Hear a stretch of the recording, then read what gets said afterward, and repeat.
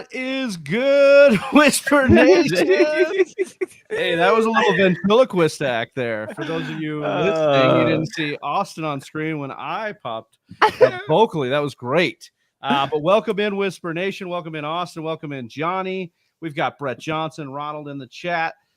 We are pumped because we are, first of all, the draft happened, and now we get to go from hype. I mean, it's still hypotheticals, but even more firm hypotheticals now. These are tangible hypotheticals. Yeah, exactly. I don't know if that's an oxymoron or not, but I'm pumped. I mean, we've been talking about it basically for the last week, right, guys? How pumped we are now that we know landing spots, we know what's going on. So today we've got a very special episode. I mean, it's a 3-part, very special episode.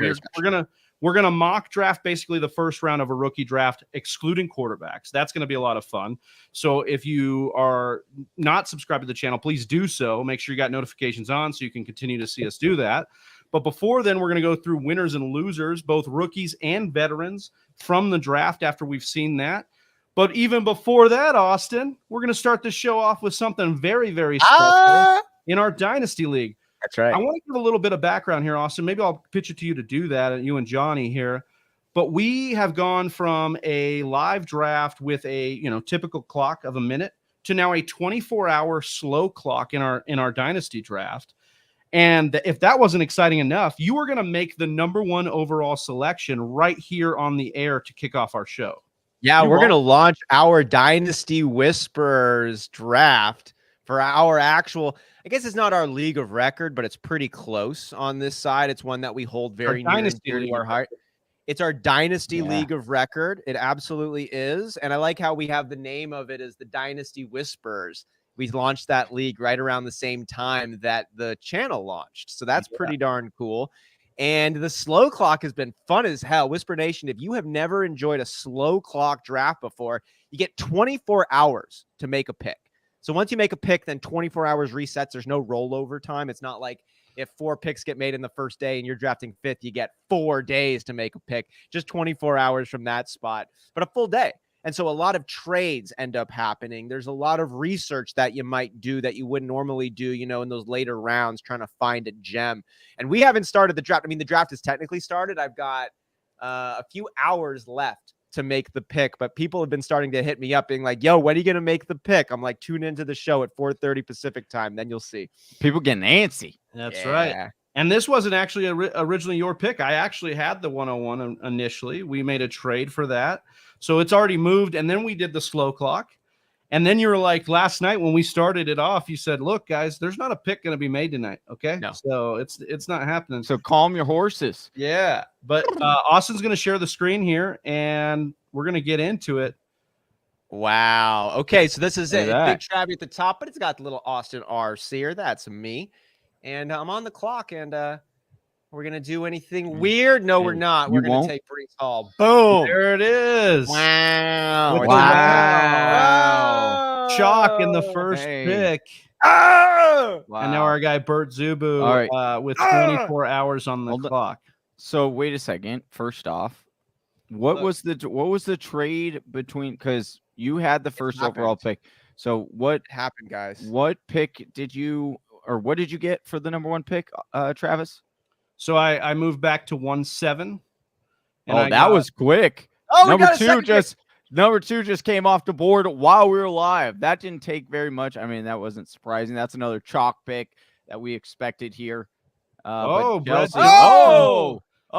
It's been done.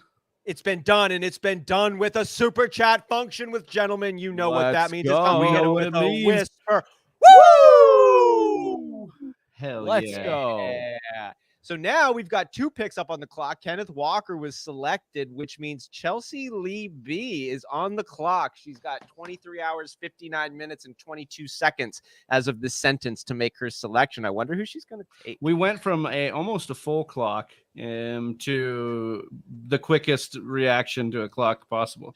Yeah, he couldn't. Chelsea's gonna split the difference here. Chelsea's going to split the difference. I think she probably will. She's in between a couple of different things, so it might not happen as quick as Zabo, but it also starts to get a little bit more interesting, you could argue now, and that's what we're going to later today be talking about, right, Travy? Yeah. got this queued up. We're not going to start the draft just yet, but we're going to do that first round. Yeah, we're going to go through that first full round because obviously with this 24-hour clock, we couldn't just show you our Dynasty first round because you might be here for 6 days or a month. Who knows how long it would take? But we will get through it. We will figure that out.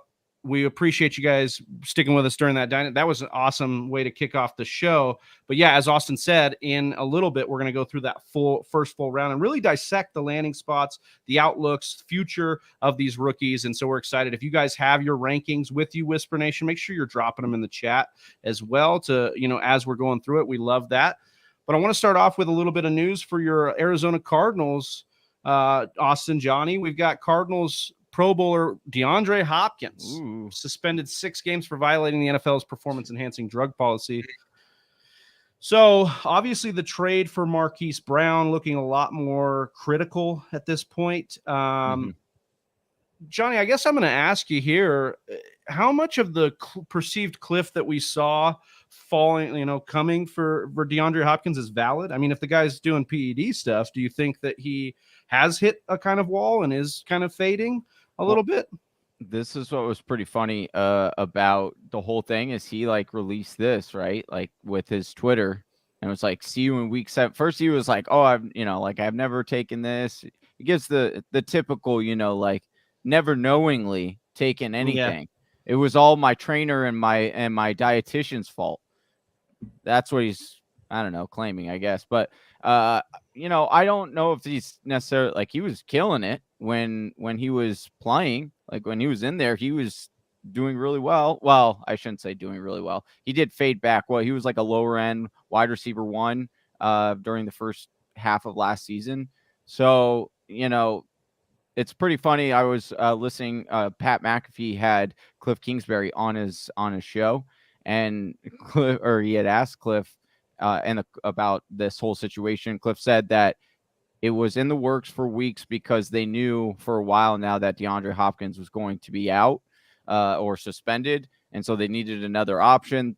Cliff really liked the other receivers in this draft. He said he liked the top 6 guys. He really liked all of them, but he knew that they weren't going to be able to get any of them, that they'd all be gone. So then they started to work this deal. So here's what's interesting about that Hollywood Brown trade was that there were only 4 people that knew about the trade, and the Ravens went and they were like, yo, if this gets out, if we are the only 4 that know this is going down, if this gets out, we're nixing the deal. It won't happen. And so it made sure that the Cardinals and everyone kind of stayed. Why would they have nixed the deal? Because they didn't want a bunch of info coming out. They wanted to keep it under wraps. It reminds me of when John Lynch interviewed with the 49ers. And he basically told them, if you guys leak, if I find out that it gets leaked that I interviewed with you guys, then I won't be your GM.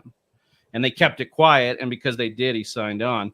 So it sounds like they maybe wanted to make sure that it was airtight, that they could talk about it. I just want to know, it seems like, Austin, that Arizona knew about DeAndre Hopkins if they're going to trade for Marquis, maybe. I don't know. I think you asked about. I think that there's issues. I got concerns about DeAndre Hopkins. He has never missed time. He missed time last year, and now he's taking performance-enhancing drugs. I don't think you all of a sudden start missing time and then start taking illegal substances to alter your body unless your body is starting to change in a direction you don't want it to.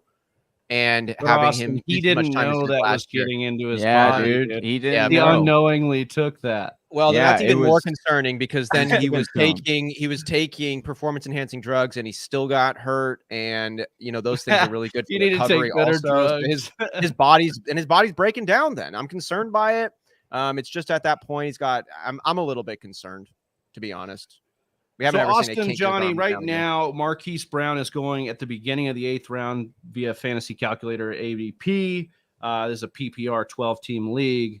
8th round, I think that's kind of a steal. Obviously, that's going to go up with the 6-game suspension as that trickles in.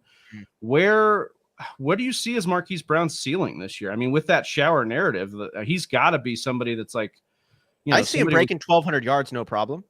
I think that's well within his wheelhouse, considering they had 1,400 yards together in college at Oklahoma. The lack of viable weapons surrounding Marquis Brown now, we've liked a lot of these weapons, but we haven't loved them. AJ Green is a fine fill-in, but if you've really got to rely on him, I'm getting a little concerned by that. We like Rondale Moore. He brings some excitement to the table. I just don't think he's going to get a lot of action. I think Hollywood Brown is going to be leaned on a lot by this Cardinals offense, which I think should bode well, given the shower narrative, as you brought up already. And what I say is it wouldn't be unfair to call last year's season for Hollywood Brown a bit of a breakout year. He looked good. He showed some of that potential that you drafted him in the beginning. Yeah, he started off hot, and a couple of drops away from having even more yards on the season. And I hope that he's worked a little bit on those. And if he did, I think he's got a really good, solid wide receiver 1 year ahead. Johnny, he's been that for Baltimore. And now with Hopkins out 6 games, I mean, he's not a guy that we smirk at, getting 25% of the target market share. He did that in Baltimore, obviously different offense, but you think that is within his wheelhouse, too, like 25% of the target market share in Arizona, or you think too many mouths? I think that's definitely doable, especially with Hopkins out in the first half of the season. They're going to need to use him in order to, look at our division. You still have, even though Seattle could take a step back, 49ers maybe, but you still have the Rams. They have a good defense, things like that. So I do still think that you can get that ceiling. There are a lot of weapons that will be used, but this gives a little bit more stability. I think if anything, it gives more stability to Kyler, right?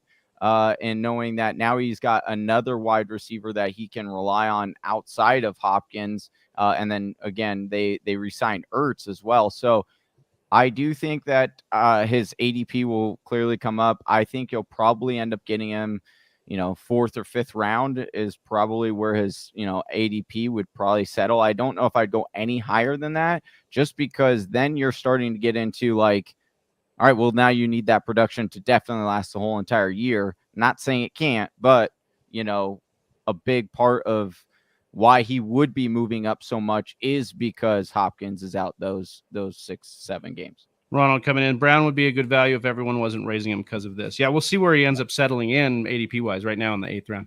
All right, moving on here, we have free agent running back. We just wanted to touch in on some of these notes here. Free agent running back Melvin Gordon is finalizing a deal to return to Denver. Gordon had over 1,000 scrimmage yards in both seasons with Denver and now returns with Russell Wilson at QB. Austin, I'll pitch it to you because in our Dynasty Whispers League, you have Javonte Williams, and Javonte Williams truthers were, ecstatic at the thought of Melvin Gordon leaving, but now he will return. Right. And so where do we land on our Javonte Williams outlook for 2022? Javonte Williams still finished as a pretty decent RB2 at the end of the year. I think he was around like 18, 19, something like that. And we had predicted at the top of the year he'd be that 1B, maybe 2 option behind Melvin Gordon with more work as the season progressed. Melvin Gordon ended up holding on to more snap shares and more opportunity than we expected him to do. But even still, Melvin Gordon and Javonte Williams both finished as RB2s. This offense, I believe, improves with Russell Wilson behind center, with Josh McDaniels getting involved. And I think Javonte Williams is even better. Second year coming in and had a good rookie year. Melvin Gordon could even keep the same volume he had last year, and Javonte Williams be at that same level he was last year, which was an RB2.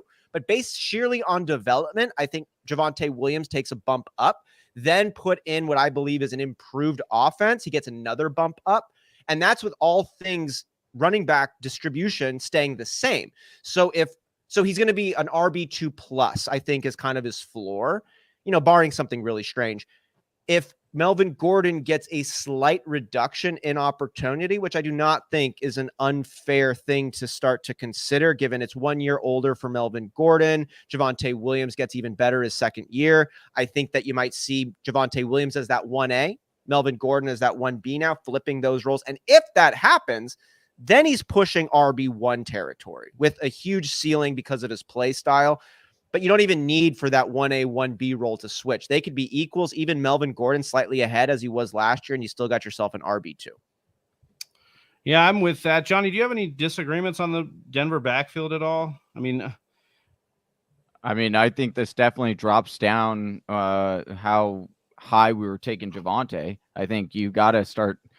Well, he's not going in the round 1 anymore. Well, which could be nice, right? Like that's what we wanted anyways. Like he was getting a little expensive for a guy that we just saw like limited action out of. We liked him metrics wise, but Yeah. And honestly, Melvin could end up becoming a value just for the fact that, sure, there's not very much upside. Maybe if Javonte goes down, then that would create the upside that you're kind of, but most people probably aren't thinking about that, and nor should you, right?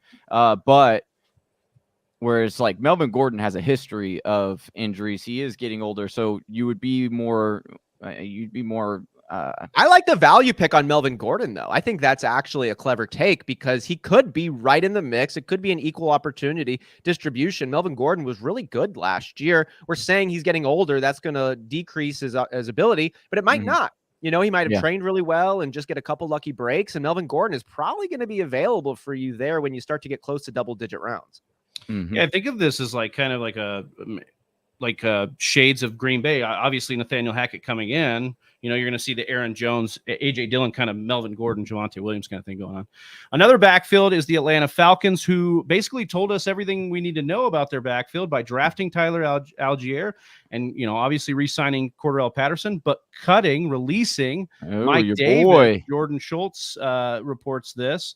So I guess my question is, yeah, we talked about Tyler Algier as a guy that like in late rounds of your dynasty, maybe you look at, but I'm actually warming again on CPAT. Like, I just think that this is a guy that they continue to show us that they have confidence in. They bring him back. He's a focal point of the offense. So I know people don't want to hear it because they think he did too much on too little last year. But even down the stretch last year where he cooled off, he had the injury. He was still, very good. RB 15 range, I think, through the last half of last year. So I really am in on CPAT as a dynamic player here. I wanted to ask Austin, Johnny, really quickly if you agree with CPAT kind of rising with you after the draft. Rising up. He doesn't drop. Not quite that much. I'm like so many things worked out perfectly for Cordarrelle Patterson to hit in the way that he did. I think Matt Ryan has a lot to do with that as well, who's no longer with the Falcons, and him being removed doesn't completely remove Patterson from my thinking, but it does have an impact. I like that he still stays in that role, and a lot of the pieces calling the shots are the same in Atlanta, but Matt Ryan's vacation does give me a little bit of concern, and so many weird things had to work out for Patterson to be the beast that he was. It could happen again. It's tough to bank on it. All right, our final piece of news here is Ron Rivera likened the potential of the 1-2 punch of Antonio Gibson and Brian Robinson to Jonathan Stewart and D'Angelo Williams, the pairing that he used in Carolina. That's his hope. This is from Grant Paulson on Twitter. So, Austin, we talked about this on Monday a little bit with Antonio Gibson and how, it just maybe he hasn't turned into, because this is funny. Ron Rivera has called Gibson now CMC. And now he's backtracked that and said, oh, he's kind of like the 1-2 punch I used before with obviously D'Angelo Williams and Jonathan Stewart. So Austin, and then after D'Angelo Williams was gone, the 1-2 punch kind of continued with Jonathan Stewart and Christian McCaffrey, right? Yeah, like it was there for a year before Christian McCaffrey ended up taking the role over after Norv Turner. Yeah, right, so J.D. McKissick is Christian McCaffrey, right? That's right. Look, I think that Antonio Gibson is a really good running back. I think he's primed to have a massive breakout year. But I've said it before, and I'll say it again. If you have an opportunity to remove touches, to remove stress, to remove expending energy from one of your star players, and you can get the similar levels of production elsewhere, do it. Decrease the chances of that guy getting hurt. I like to rock climb, and one of the principles in rock climbing is expel the least amount of energy possible. Like, it doesn't matter if you can grab the next piece and like do something crazy to get it up there. You don't get style points. It's like, you got to be able to keep it going. You got to be able to keep climbing. 17 games is a lot of games. 300 touches is a lot of touches. So if you can get the same level of production out of your backfield as a whole while distributing that workload amongst several different players, do it. Do it. It's just, can you get the same level of efficiency? And we don't know yet. It's a rookie coming in, so we'll have to see. They've tried to do this in multiple years now, but again, if at first you don't succeed, try again, and that might be what Ron Rivera is doing. Johnny and I have been talking a little bit about this as Antonio Gibson's been on the trade block between him and I for a couple of days now. So less is more is what Austin's saying. And you think maybe more efficiency out of our guy if they take a little bit more off his play here? I mean, yeah, I still like Antonio Gibson a lot, but he might not be getting 22, 23, 24 touches the same way he was at the end of last season. Right. That makes sense to me. All right. I mean, I just think Ron Rivera does this often. Like and this is what I sent Austin when he kind of had messed up. I just think it's just smoke, because literally last year he was saying when they drafted Jarrett Patterson, he quote unquote called him pretty special, a guy, and that we are excited for his role. And they didn't end up using. He got like 10 carries all year. So I know we talked about Jarrett Patterson's BMI and how he was so solid, but like he is. That's pretty solid, pretty special. Yeah, I'm not buying it. I'm not buying it. All right. I mean, Brian Robinson came from Alabama. Where did Patterson? What was his? He was third round. Patterson was undrafted. 5'6", 195, and we're talking about Brian Robinson, 6'2", 224, drafted on the third day of the NFL draft. With a speed score in the 85th percentile. So for me, a lot more. There's a lot more fire where this smoke is, Johnny, in my opinion, because Brian Robinson actually has some, juice to him. How you didn't even know who this cat was until you literally just looked him up, and you're like, his opinion changes with new information. Please don't disrespect me like that. Hold on. Please don't. You're saying hold on. Are you trying to say that you would acquire all this new information? I know who Brian Robinson is, dude. You're not the only guy who knows who Brian Robinson is. Okay, I didn't say I was the only guy that knew who Brian Robinson is. But you said I didn't know who. Second of all, I was not saying that Patterson and this guy are the exact same. What I was saying is that we have a history, and you even brought it up in the beginning when you said, oh, this is the same guy who's saying that CMC or that Gibson is CMC. We obviously, if you keep saying that these players are the X, Y, and Z, and they're not actually panning out to be that way, well, guess what? If it looks like a duck, quacks like a duck, exo facto, connect the damn dots, so it doesn't. So wait, Brian Wilson I want to be like clear. A big-ass duck. I want to. Yeah, that's exactly what he is. Because guess what? I want to be clear. Yes. Your argument is clear. because Brian Robinson or because Ron Rivera has said that Antonio Gibson is CMC and it hasn't panned out, we should not believe in Brian Robinson this year? No. What I'm saying is that just because he comes out and says, hey, I would compare these two to Stewart and Jonathan and DMC, right? Or I'm going to compare this player to CMC, or I'm going to say that this kid that I just drafted was pretty special, or I just drafted this last cat and now I'm calling him a 1-2 punch. None of that has ever panned out to what he was saying. So therefore, yes, now I am saying that, are we going to take this seriously? No. Do I really think that they are going to use them? Seriously. I think Brian Wilson's a good-looking running back. Brian Robinson. Yeah. I think Brian Robinson's a good-looking running back. He's a big boy. He's decent in between the tackles. He's got an aggressive play style to him. He's a big boy. That's it. He's a big boy. He's a big boy with a he runs a 4.5. Yeah, he runs a 4.5 40 with 106 burst. Or who doesn't run a 4.5 40 as a running back other than Spiller? Maybe Jarrett Patterson. No, I think he actually ran faster. Oh no. Yeah. Well, what did Jarrett? Either way, my point is that I think they've wanted Gibson to be this guy, and he can't do it. Hence why they went and got McKissick. Hence why last year he was graded as PFF's 50th best running back. Now again, we can talk about the shin. We can talk about that all we want, but it looks like to me Washington's like not confident in Gibson being the sole workhorse back, and that's fine. You can hit me back with, well, nobody's a workhorse back.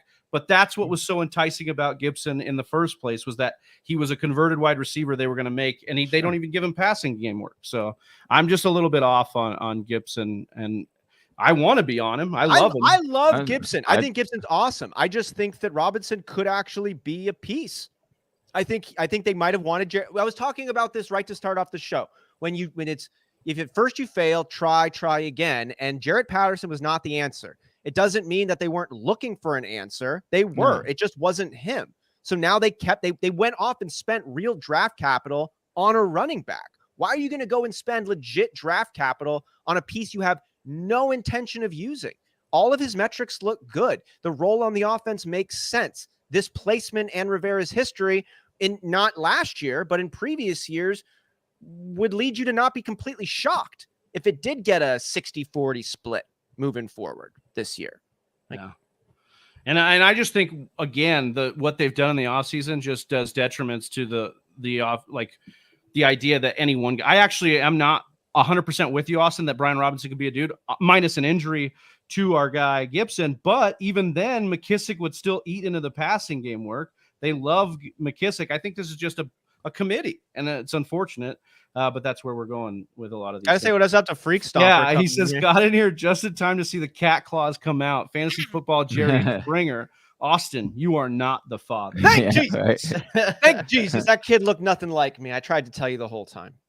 Well, if Austin wins at not being the father, we've got to talk about some other winners and losers from the 2022 NFL Draft. While you're playing, can I just say, I'm just actually so happy. Austin rocking the slanted eyes of James Franco today. I'm not high at all right now. So this is like, it's just nice to know that, like, sometimes I just might have slanted eyes. Sometimes you just seem like you're happy and high. Sometimes I might just be, sometimes I am high, but I'm not right now. Well, we're going to talk about some winners and losers. We're going to, I wish there was a better word for this, but we're going to talk some losers first. Johnny, I wanted to ask you to start us off here with your rookie and veteran losers, but first with your rookie loser. All right. My first rookie loser of the 2022 NFL season would be none other than, where do I have it written down? Hold on, I got to get up my notes. James Cook. The James Cook. That's right. Which is an interesting one because he's so hyped up in fantasy football Twitter. So yeah, yes. I'm excited. It took you a while to get this into the show notes. It took you a while to spit it out there. And it did. Sorry. Explain what you know, back it up here. What do you got? What don't you like about James Cook? Okay, so here's where here's my piece on it. Okay, it's not that I don't think he's not a talented running back, because I do think he is a talented running back. Is the situation ideal? No, because he's going to an offense where Josh Allen runs the ball a lot. You've also got Singletary. I know that we expect and kind of presume, because they did draft James Cook, that, hey, this would mean that Zach Moss is out the old window. But what I'm reading and hearing is not so fast from on Twitter. They're actually saying from some beat reporters and saying that the Bills do want to be a little bit more balanced on offense as far as run and pass. However, they want to use talk about a three-headed running back backfield. That's what they're indicating that this is going to be, because they like the pass catching ability of Zach Moss. Apparently, they think Singletary is a good running back still, and they like James Cook. So it could get real headachy here. You're going to have to hope for injuries. I will say this could muddy the water enough where, they all become, later round picks. And so at that point, it's like, okay, then you take your stab at whatever one. I mean, Singletary even at this point was a 10th rounder. So there's going to be one that you'll want to try to grab somebody as a winning lotto ticket, because if they end up emerging because they're the clear better running back, then you'll have a potential league winner there. But I just think that where he's going, I think he is more talented than Zach Moss. I do think he's fairly similar to Singletary as far as production wise on what he could do on the field. I think they're both talented running backs, like metric wise, and they'll both be used, but then you're going to be splitting a very minimal, timeshare of a position that they don't use very, very often. Yeah, it's kind of a conflicting deal, Austin, with James Cook, because he's so dynamic when we look at the tape and we look at him as a pass catcher. But again, as to Johnny's point, he's not like, they don't use that role too much. We've heard them say they want to move to a more conservative approach, save Josh Allen. My one caveat here is Buffalo passes so much. Right. Like, so him being on the field all the time could just spell good news for him. But then there's between that and then all these other targets that are in Buffalo as well. I want to throw out there in terms of the James Cook concern. I get it, and it's fair, but we're also in a new era of the NFL where players like Austin Eckler, players like Alvin Kamara, guys who are not going to get 15 touches in a game, are RB1s. And that looks to be the play style of a James Cook.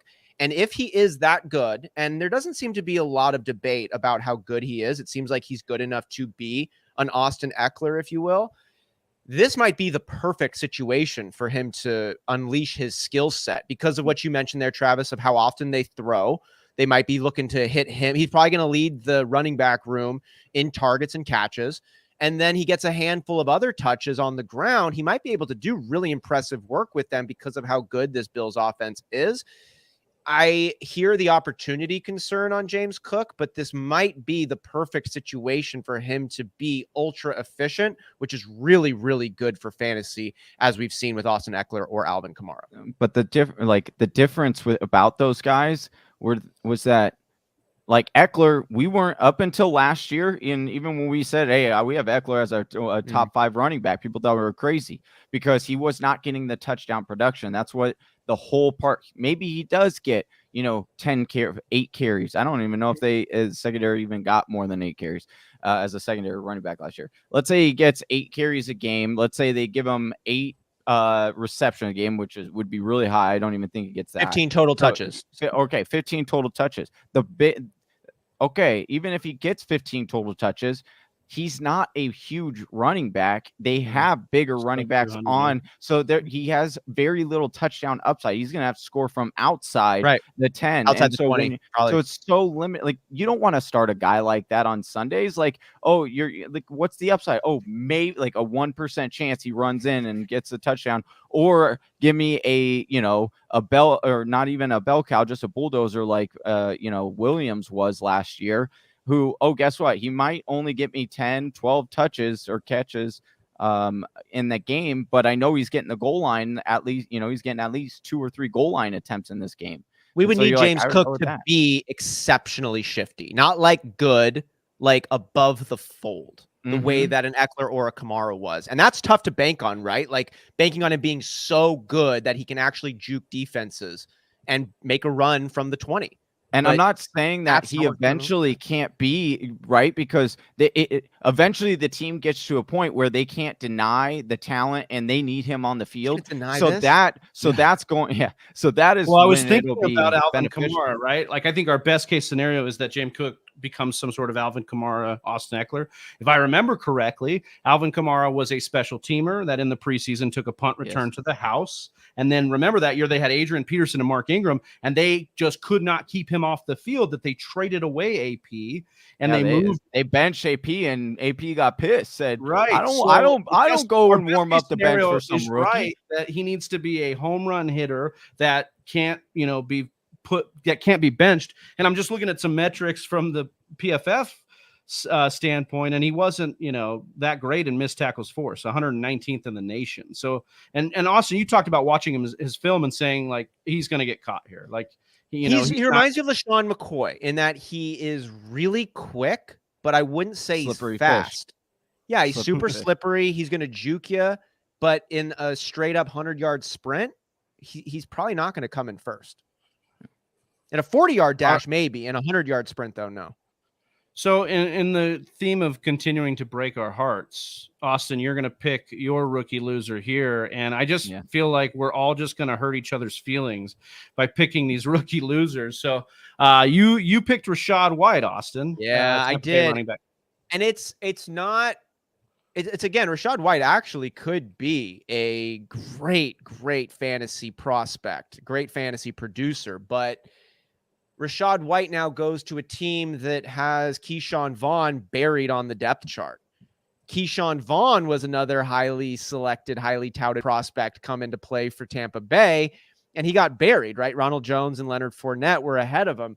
Leonard Fournette now is running the show, which you think, well, this is better. There's less running backs involved to get in the way of Rashad White, but Leonard Fournette is still there, and so is Keyshawn Vaughn, and this is still the same Bucs team. Now, yes, Bruce Arians is no longer calling the shots, who infamously does not like rookies, but it is still the Bucs organization. Bruce Arians still does have a hand in it. Leonard Fournette is there on a multi-year deal, and I think that Keyshawn Vaughn, Rashad White, if he hits his ceiling, well, he's now a great RB1 playing behind a good line. I don't even care if Tom Brady's gone. Like, this could be a great piece because he's so good at catching passes. He could be a very, very productive running back in multiple areas, parts of the field. But I just see an opportunity for him to get benched for multiple years as Keyshawn Vaughn did.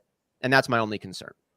I think it's more likely that Keyshawn Vaughn is done, and Rashad White steps in as the number 2 behind Leonard Fournette.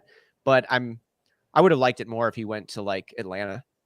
Yeah. I would love him to go to Atlanta, but the only thing that I would push back on, like Keyshawn Vaughn, I'm pretty sure even now, even though he's been in the NFL for 2 years and played with Tom Brady, I'm pretty sure he couldn't hold the jock strap of White coming in.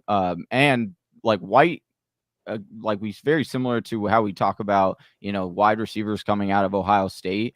We look the same way about running backs coming out of Georgia. And so I just think that but to your point, right? Like he's a loser in the fact that initially, at least for this year, he's not going to get or shouldn't get the immediate playing time over Uncle Lenny. But he has he might have the 3rd highest ceiling of any running back outside of Walker and Hall, as far as I'm concerned, simply because of his play style. And he's probably going to be the pass catching back for the Bucs this year. I think he jumps Giovanni Bernard. And then if anything happens to Leonard Fournette, you might have like a crazy good running back that plays behind Tom Brady. Highest ceiling.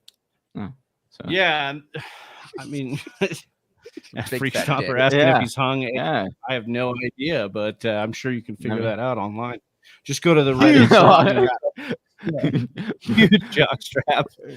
I mean, we'll get more Rashad White potentially in the draft that we do here, the first round here. But I mean, there are some things to like, obviously the metrics and the comps. But then, of course, after Brady's gone, if it's next year and he goes to some other team or if he retires, what happens then? And then you're just kind of left wondering, this team just dies, dude. It just disappears off the face of the earth. They just sell the team off. I think the Bucs would be all right with Arians in there. I think they'll figure out something else to do. Well, that's the other thing I think that White has going for him is that BA is in the front office now. Drafted David Johnson, who has been a comp to Rashad White, and he drafted Rashad White here. So there's some things to like there. There's some connections you can, pull out of thin air. My rookie loser here is Garrett Wilson. Look, I was not as on Garrett Wilson in the pre-draft process. Johnny actually helped me kind of take a deeper look into Garrett Wilson. Love the comps, love the metrics, love what he was able to do at Ohio State, love that he went to Ohio State. You could argue that maybe he's one of the better prospects in the draft. I just can't wrap my head around how this is a good thing that he went to the Jets. I understand that, the Jets are doing all the right moves to make themselves a better team. They're still the Jets, so I still have some trust issues, obviously. I mean, we just talked about the Jets a couple episodes ago, just not being very good. Never beating the Eagles, right? Isn't that the stat? They've never beat the Eagles. So that's why Garrett Wilson sucks. No, otherwise, I'm just really not in on Garrett Wilson because the other Wilson, Zach Wilson, looked like the NFL broke him last year. Looked like he could not get it done. And we have Corey Davis, Elijah Moore, CJ Uzomah now. Like there are other weapons on this offense, which normally is a good thing. It should elevate the rest of the team. But I just don't see a path to Garrett Wilson being as good as maybe his prospects are heading to a team like the Jets right now. Low volume and just maybe a bad quarterback. And then so you say, oh, well, maybe they'll move off of Zach Wilson. Well, if they do, then you run the gambit of another bad young quarterback. So I'm a little bit frustrated with, Mike F. and White. Yeah, exactly. That's who they need to go to. Dude. They resigned him. They did. We'll get 15 targets to Michael Carter or Breece Hall. Or actually Breece Hall. So here's the thing. What's up, Corey? Zach Wilson did produce last year for Elijah Mitchell. So we know that Elijah Moore, sorry. Yeah. So we do know that he can at least somewhat, and he's got a big cannon, and they're really putting offensive weapons around him through the draft. But does he have a big jockstrap? I mean, huge ass. You'd have to probably ask his mom because she's probably the only one that's seen it, dude. She's probably the only one that's seen it, dude. I'm not talking about the conversation we were having yesterday during the show notes, okay? But what I do think that you're just talking about talent here. talent and just what the Jets would like to do. I think Wilson just pairs so nicely with that. Yeah, and just come on board, dude. Just come on. Travis, you are 100% Join the right in how much bandwagon. trauma and concern the Jets have brought from their entire organizational existence. But you got to look at what is actually happening right now. And they're making good moves, even if Zach Wilson doesn't pan out, even if he is not the answer and, in fact, a problem at quarterback. They are doing really nice things on the defensive side of the football and everywhere else on offense, from the line to taking Breece Hall to picking up Garrett Wilson to having Elijah Moore. As we liked him as the number 1. We love him as the number 2. Michael Carter Jr., we liked him as the number 1 running back. Now is the fill-in, the number 2. Like, yeah, it wasn't just like, hey, Travis, like you say, dude. I wish we could just I just wish we could mathematically equate it to like what we need Zach Wilson's step forward to be in order to support Elijah Moore, Corey Davis, Garrett Wilson, and we're talking Breece Hall's like pass catching as well. Like that's another Byron Buxton, thing. dude. No, hold on. Darius. Oh, dude, our boy Braxton, Braxtos, dude. Well, I forgot about Braxtos, dude. No, Braxtos. but yeah, I just have some trepidation with our guy Garrett Wilson. I do understand, but you can't.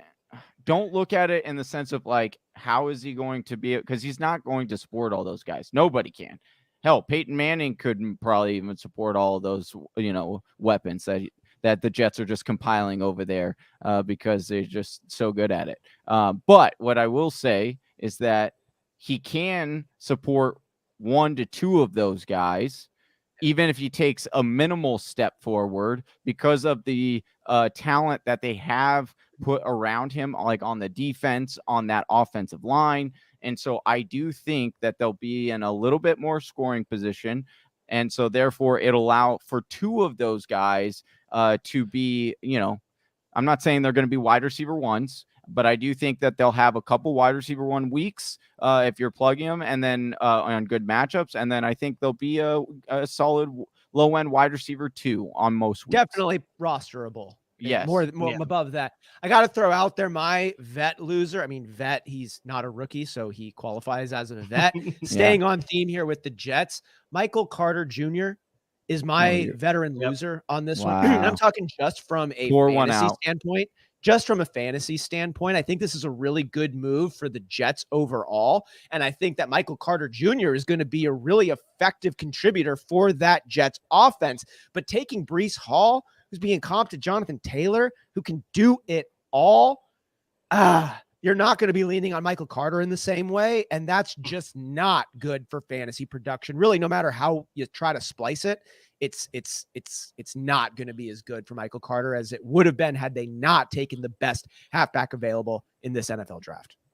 Yeah, I mean, it just had to be a bad. He goes out there, balls out with the shit at quarterback, basically the shit of the offense, and they're basically like they trade up for our guy Breece Hall. They say we don't like you that much. We're going to give up picks to go get somebody that's better. I'm gonna do a contrarian pick. I went for Dynasty. I think you're absolutely right. Obviously, Hall is the guy that you want. But just knowing the system again, right? Like knowing what we know about what happens in football and the Kyle Shanahan thing, I think Carter actually becomes a winner as far as redraft goes because he is now going to fall way back in drafts. And because people are going to be taking Hall, because rightfully so, right? But we do know that, unfortunately, the system isn't really conducive to especially the lead running back because it's a long season and it's very violent. And so Carter actually might, because he is good, right? He can produce. He actually might be in redraft leagues the better value long term. Yeah, I think that's a winner. I think that's a winner for those who draft Michael Carter, not Michael Carter is a winner. There's no scenario in which both are healthy where Michael Carter scores more points. I mean, one might say, one might think Johnny Hicks say, and that's exactly. Totally, I get it, dude. What is it? The morning worm, first bird gets the worm, but listen, the second mouse in this offense gets the cheese, baby. Look, listen, man. The second mouse takes it to the house. Right, baby. Fool me once, shame on you. Fool me twice. Can't get fooled again. Hey, I told you. Rashad Penny wasn't going to fool the Seattle Seahawks again. Ooh. Apparently, or did they because fool us? They went and drafted Kenneth Walker. So for me, Rashad Penny is my veteran loser. Imagine being Rashad Penny, finishing the last 6 weeks as the RB1 in fantasy, watching your team ship off Russell Wilson, get you Drew Lock, and then draft your replacement in Kenneth Walker on day 2. I just think there's not much you can spin here that's really good for Rashad Penny. I think he came out of the draft a loser. Johnny, what about you, veteran loser here? All right. Well, my veteran loser would be Austin Eckler. I know we haven't brought it up yet, but I will. Listen, I was wrong. Spiller was not the number 1 running back off the board, but he did go to where I said he would probably be the best at, and that was the LA Chargers. And now Austin Eckler has been put on notice. I love the guy. I hope he comes on our show, by the way. If you're watching this, Austin Eckler, please come on our show. I love you, man. But what I will say is this coaching staff is now drafted. They have not the previous running backs on the roster were none of this coaching regime what they had drafted. And so they get this draft capital with Spiller, right? They want to ground and pound. You look at that defense, they are going to want to control the clock. And how do you do that? You clock suck. And how do you do that? You turn around and hand the ball off to Spiller, because this guy will grind forward 3, 4, 5 yards every handoff, and then all of a sudden he'll break one. He'll show you that giddy up. And so for me, unfortunately, Eckler, he was still a top 10 running back for me, before this situation. But knowing what I know about Spiller and knowing how they're going to probably use these two, it probably limits Eckler's touchdown upside as well. So yeah, that's why I'm Freak doing Stopper that. Still giving you a hard time. Use Spiller number 1. Yeah, I don't know if I can. I've been on a roller coaster of emotions. I've been texting these guys all day that I'm in on Spiller, I'm out on Spiller.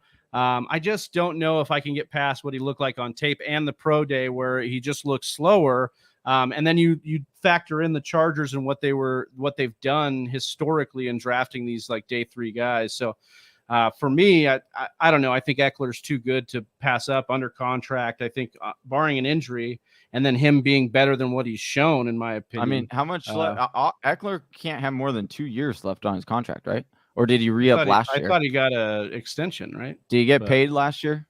I'm gonna look. Yeah, I'm gonna look up. People get paid here.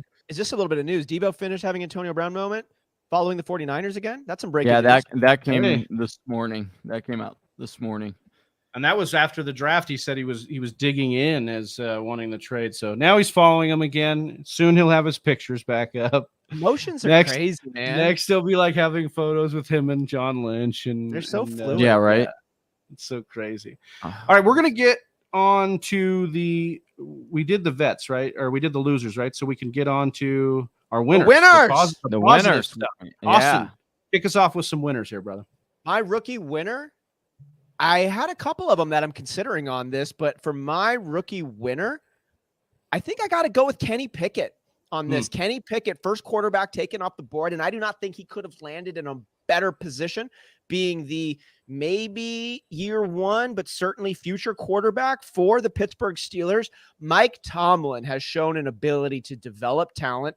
He shows an ability to coach holistically, to be able to impact all of the variables required to bring someone up, whether it's Deontay Johnson coming in and being a legit wide receiver 1, picking up Najee Harris to cover up the slack Big Ben was going to create with his noodle arm last year and still make the playoffs. I mean, hell, they've won games with Mason Rudolph. I love Kenny Pickett having Mike Tomlin as a coach and leading his development. And then the pieces that are found in Pittsburgh are wonderful, from Deontay Johnson to Pickens, who they also drafted, and Chase Claypool as that 2 or 3 wide receiver now, Pat Freiermuth at the tight end position, and the aforementioned Najee Harris. This is a really balanced offense where Kenny Pickett's not going to have to carry the load for them to win games. that defense is good, and it's always good because it's a well-run organization. It's a well-coached team. The fact that they went out and got Kenny Pickett says enough to me that he's got enough cooking that they can do something with it to take him as the number one quarterback off the board. So any concerns about the talent, I am leaving those at the door because the Steelers, it was good enough for the Steelers, good enough for me. And I think he walks into a phenomenal situation. And so Big Travy, my rookie winner is going to be Kenny Pickett. I love this pick. I had him as mine as well, so I won't elaborate too much more on it. I just think, No, you didn't. yeah, I Yeah, did. You can look at the everyone did, yeah, so Austin. Kenny Pickett is a great fit. Like Austin laid it out perfectly, and I think the last thing I'll say is we're going to know very quickly about Kenny Pickett. His evaluation isn't going to take long because of all the pieces around him. So I think Pittsburgh set themselves up in a really good way here to go and take him and move forward with that. Johnny, what about you for a veteran winner here? I see you put Hollywood Brown down. You're doubling down. We talked a little bit about Hollywood Brown here, so quickly, just why he's such a winner for you. Hollywood is a winner for me because obviously Hopkins going out for 7 weeks. We talked about the shower narrative. Kyler and him are really they're like best friends.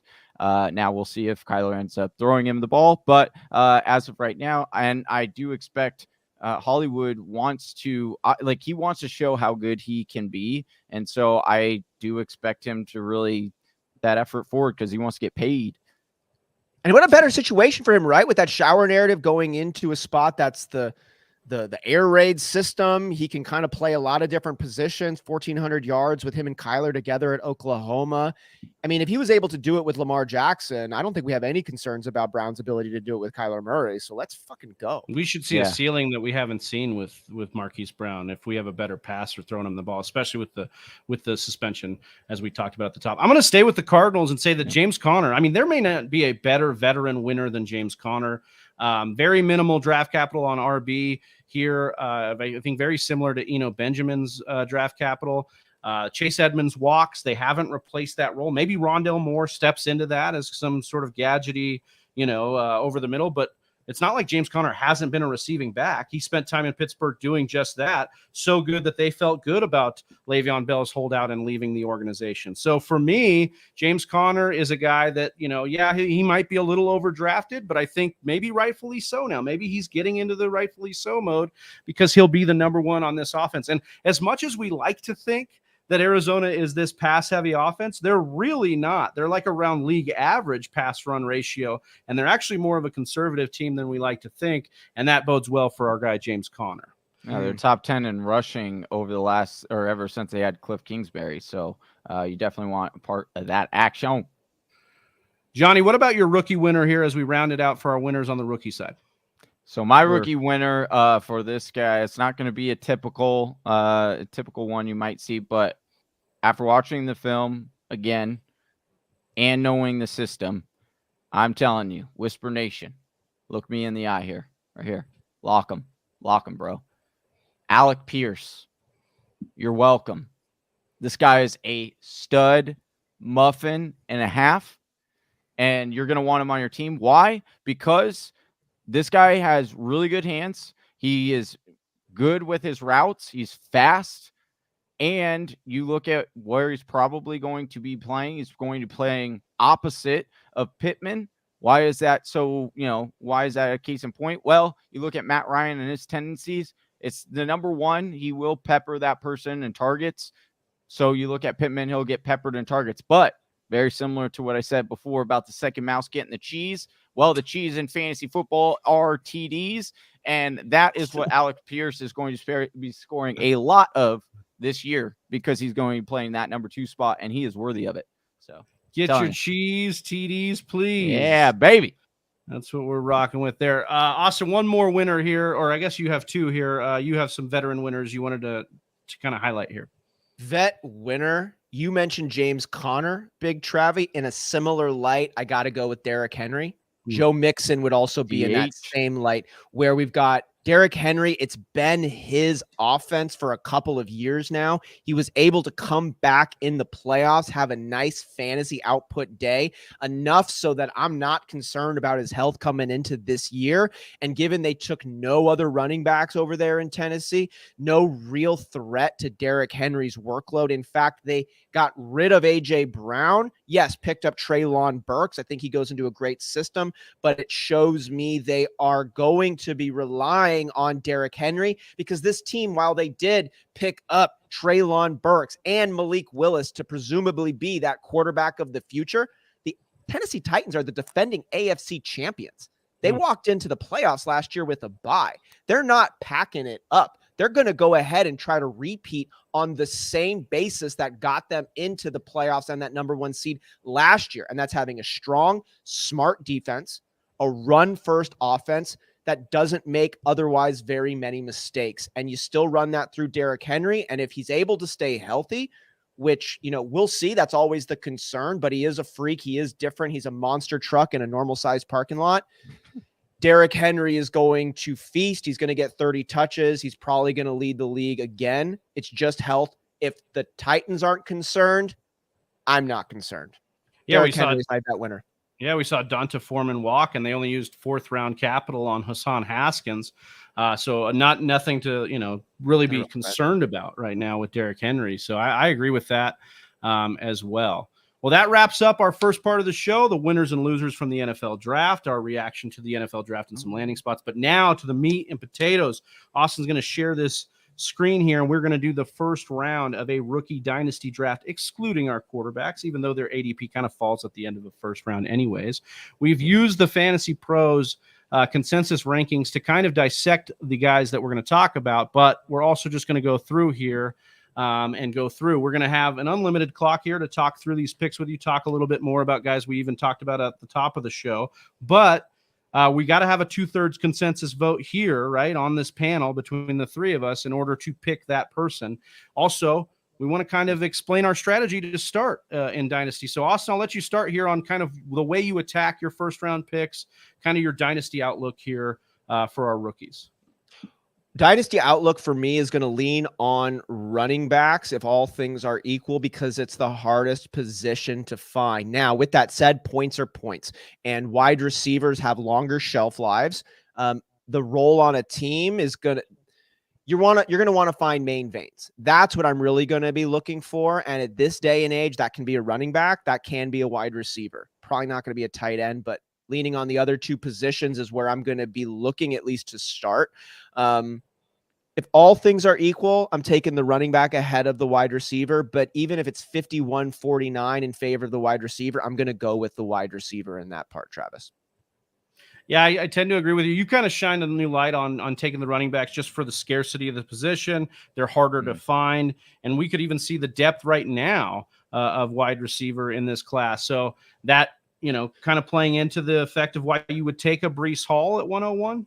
Yeah, that is absolutely playing into that reality. For me, it's Breece Hall, pretty clean cut. But I did just want to add that chasing running backs that you wish would work out does not mean that they will work out. We talked about Keyshawn Vaughn, who was going pretty much consensus-wise in the first round of rookie drafts for dynasty leagues a couple of years ago.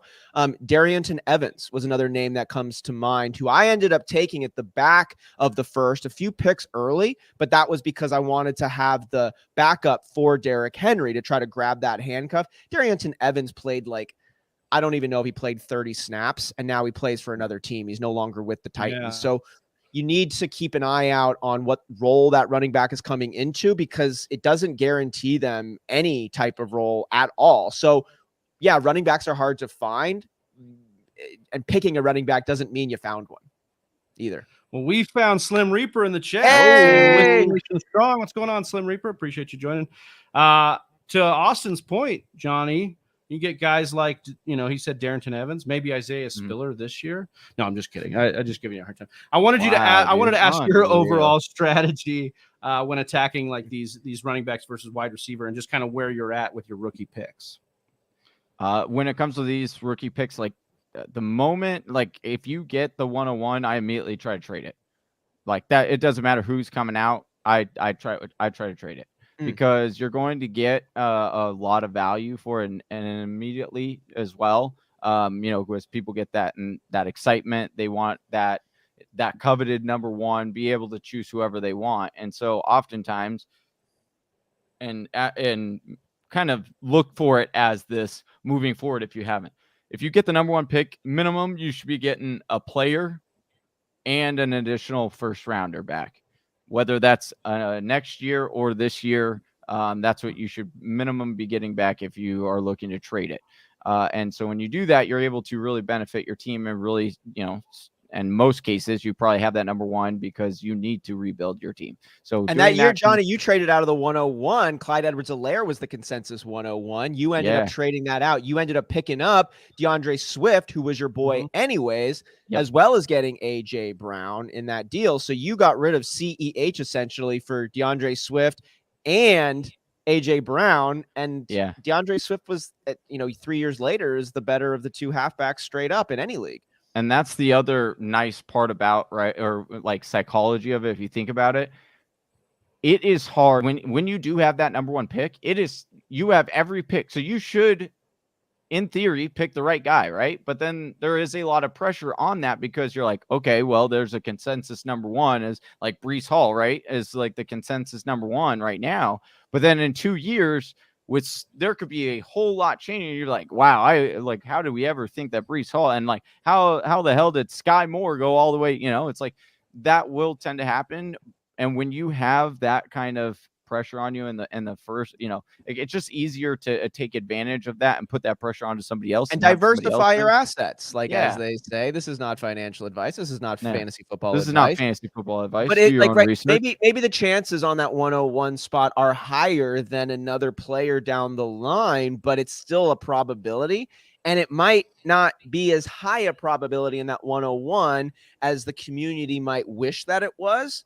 So you go ahead and pick up a player that's already kind of proven. That's a higher probability of that guy working out anyways. And then you end up getting a dice roll that might not be that much worse of a dice roll. Right. Yeah. And so I think in particular years too, that's a good point. In particular, like this year, the reason I traded out of 101 is I could make a case for 3 different dudes at 101 in this year. This year wasn't as clear cut. And so to me, I just thought, okay, why don't I trade out and get some value in the middle of the draft or in the middle of the first round? But guys, we have the 101 right now. We have all 12 picks. We have 101 through, but we're going Breece Hall here, right? I mean, what's bringing it home for us here, Austin, on Breece Hall? I was going back and forth between Kenneth Walker and Breece Hall. I just liked Kenneth Walker's film. I like what he did in Michigan. I like the breakaway type of play style that he had. But Breece Hall also holds that. I think he's got it in the 97th percentile for speed score, 98th percentile for Kenneth Walker. So they're so close. We're talking in the 4.3s for his 40-yard dash time. He also has an ability to hit you in the mouth. He's pretty shifty. He's a good 5 yards or less runner. He can also take it to the house. And the Jets, while they have been horrible historically, if you look at this team blind, it's hard not to like them as an up-and-comer. So I am taking some risk in saying Breece Hall hands down number 1, because if this was a bad team, I don't like it. Like if he was going to the Jaguars, I'd be like, I don't know. James Robinson has showed us that he can get it done, but it just gives you a little bit of concern in that kind of situation. But I think that the Jets are on the up and up. And even though we haven't seen it yet, I think the pieces are in line, and I'm willing to take the chance. Yeah, he increased his target market share each and every year. So the receiving profile is where he really stands ahead of Kenneth Walker. And so that should translate well, especially in that system. We saw Michael Carter do some fantastic things out of as a receiver. So we move on to number 2 here. And this was, I was talking about guys I could go differently at 101.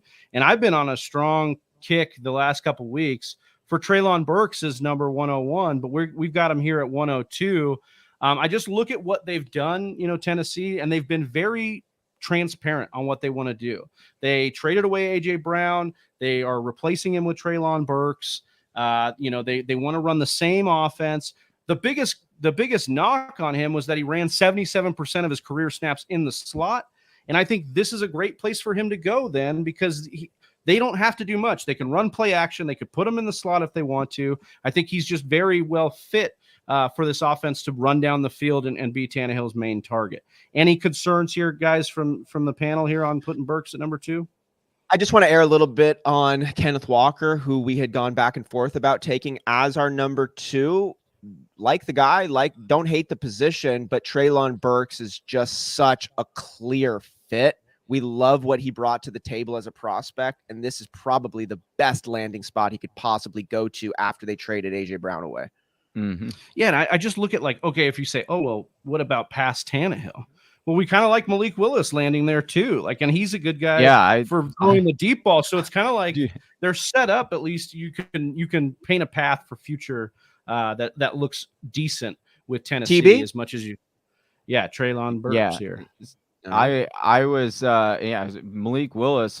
The Cardinals were up right after the pick, and I was texting while the Tennessee was on the clock. We were DMing each other, and I was like, I wonder if the Cardinals select Willis if he falls there, just because of everything that's going with Kyler, and they're very similar, and that they could be kind of a good backup for each other. But then you went to Tennessee, and I was like, this is perfect. Like, that's exactly where Malik should go.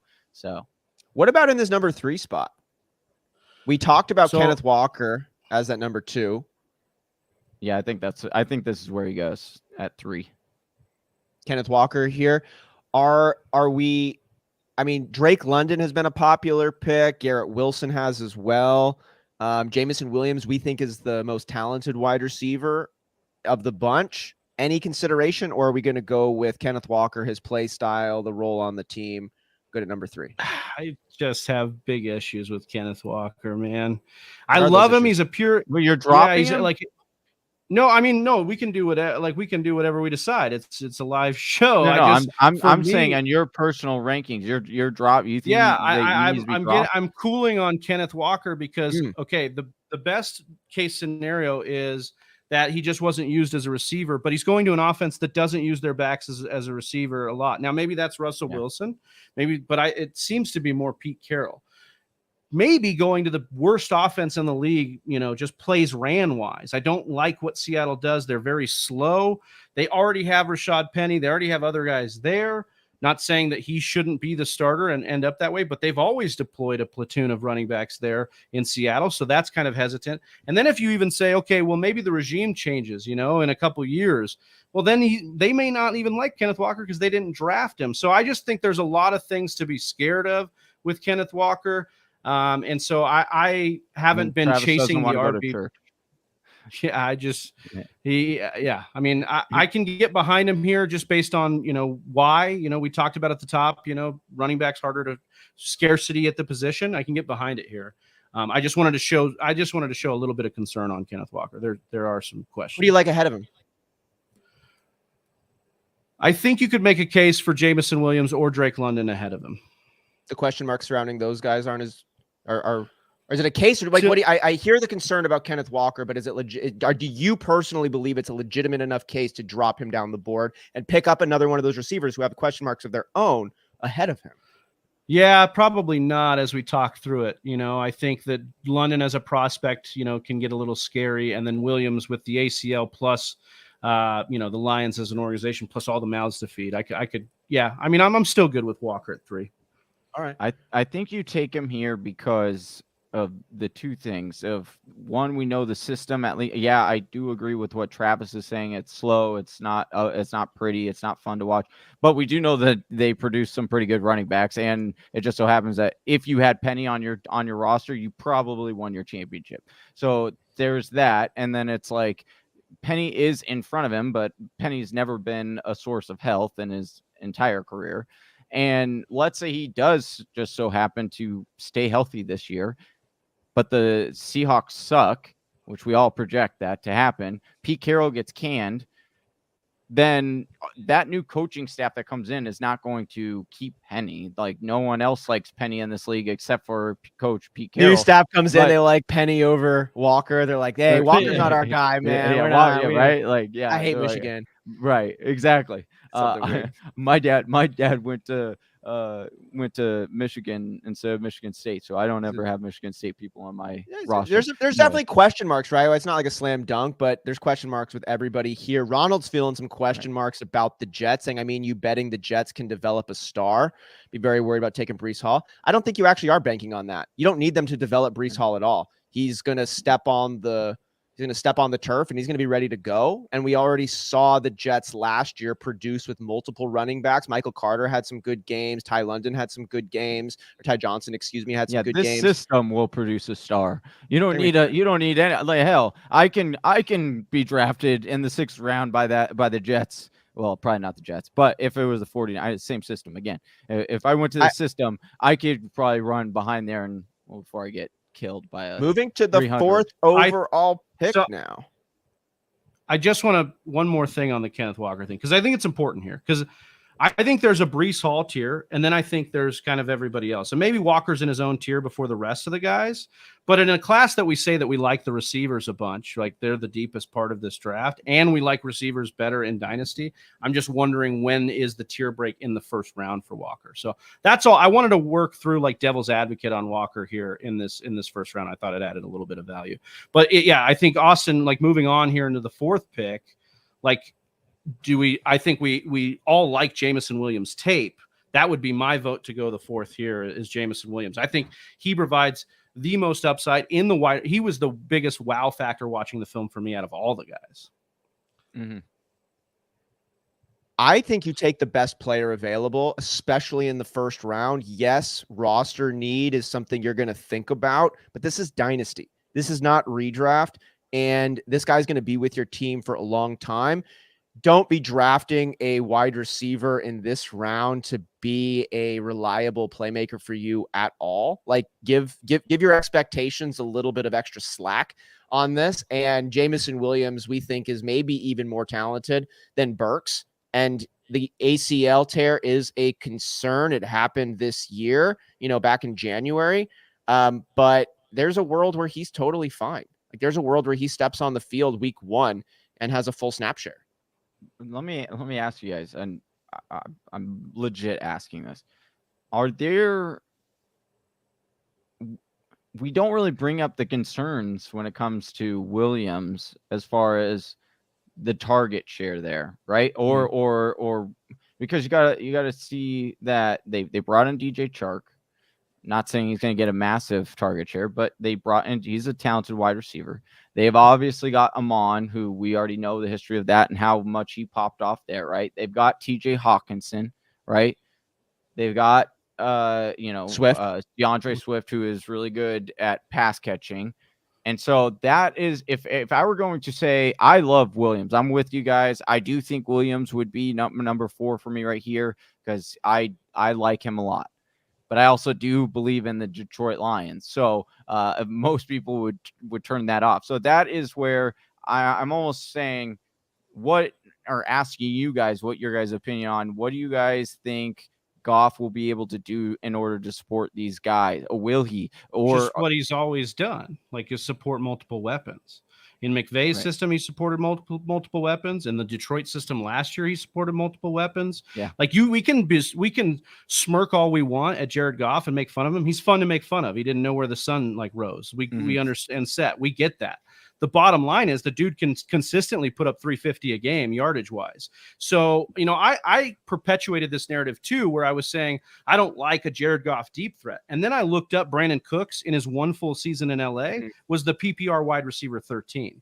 So maybe that's a narrative that's getting pushed too much. That's and good. I think Jamison Williams, who basically has ran a similar 40 time to Brandon Cooks, 4.340. That's 99th percentile. 105.3 speed score. That's 84th percentile. Jamison Williams has metrics. He has production. He went to 2 schools that I'm proud of for wide receivers in Ohio State and Alabama.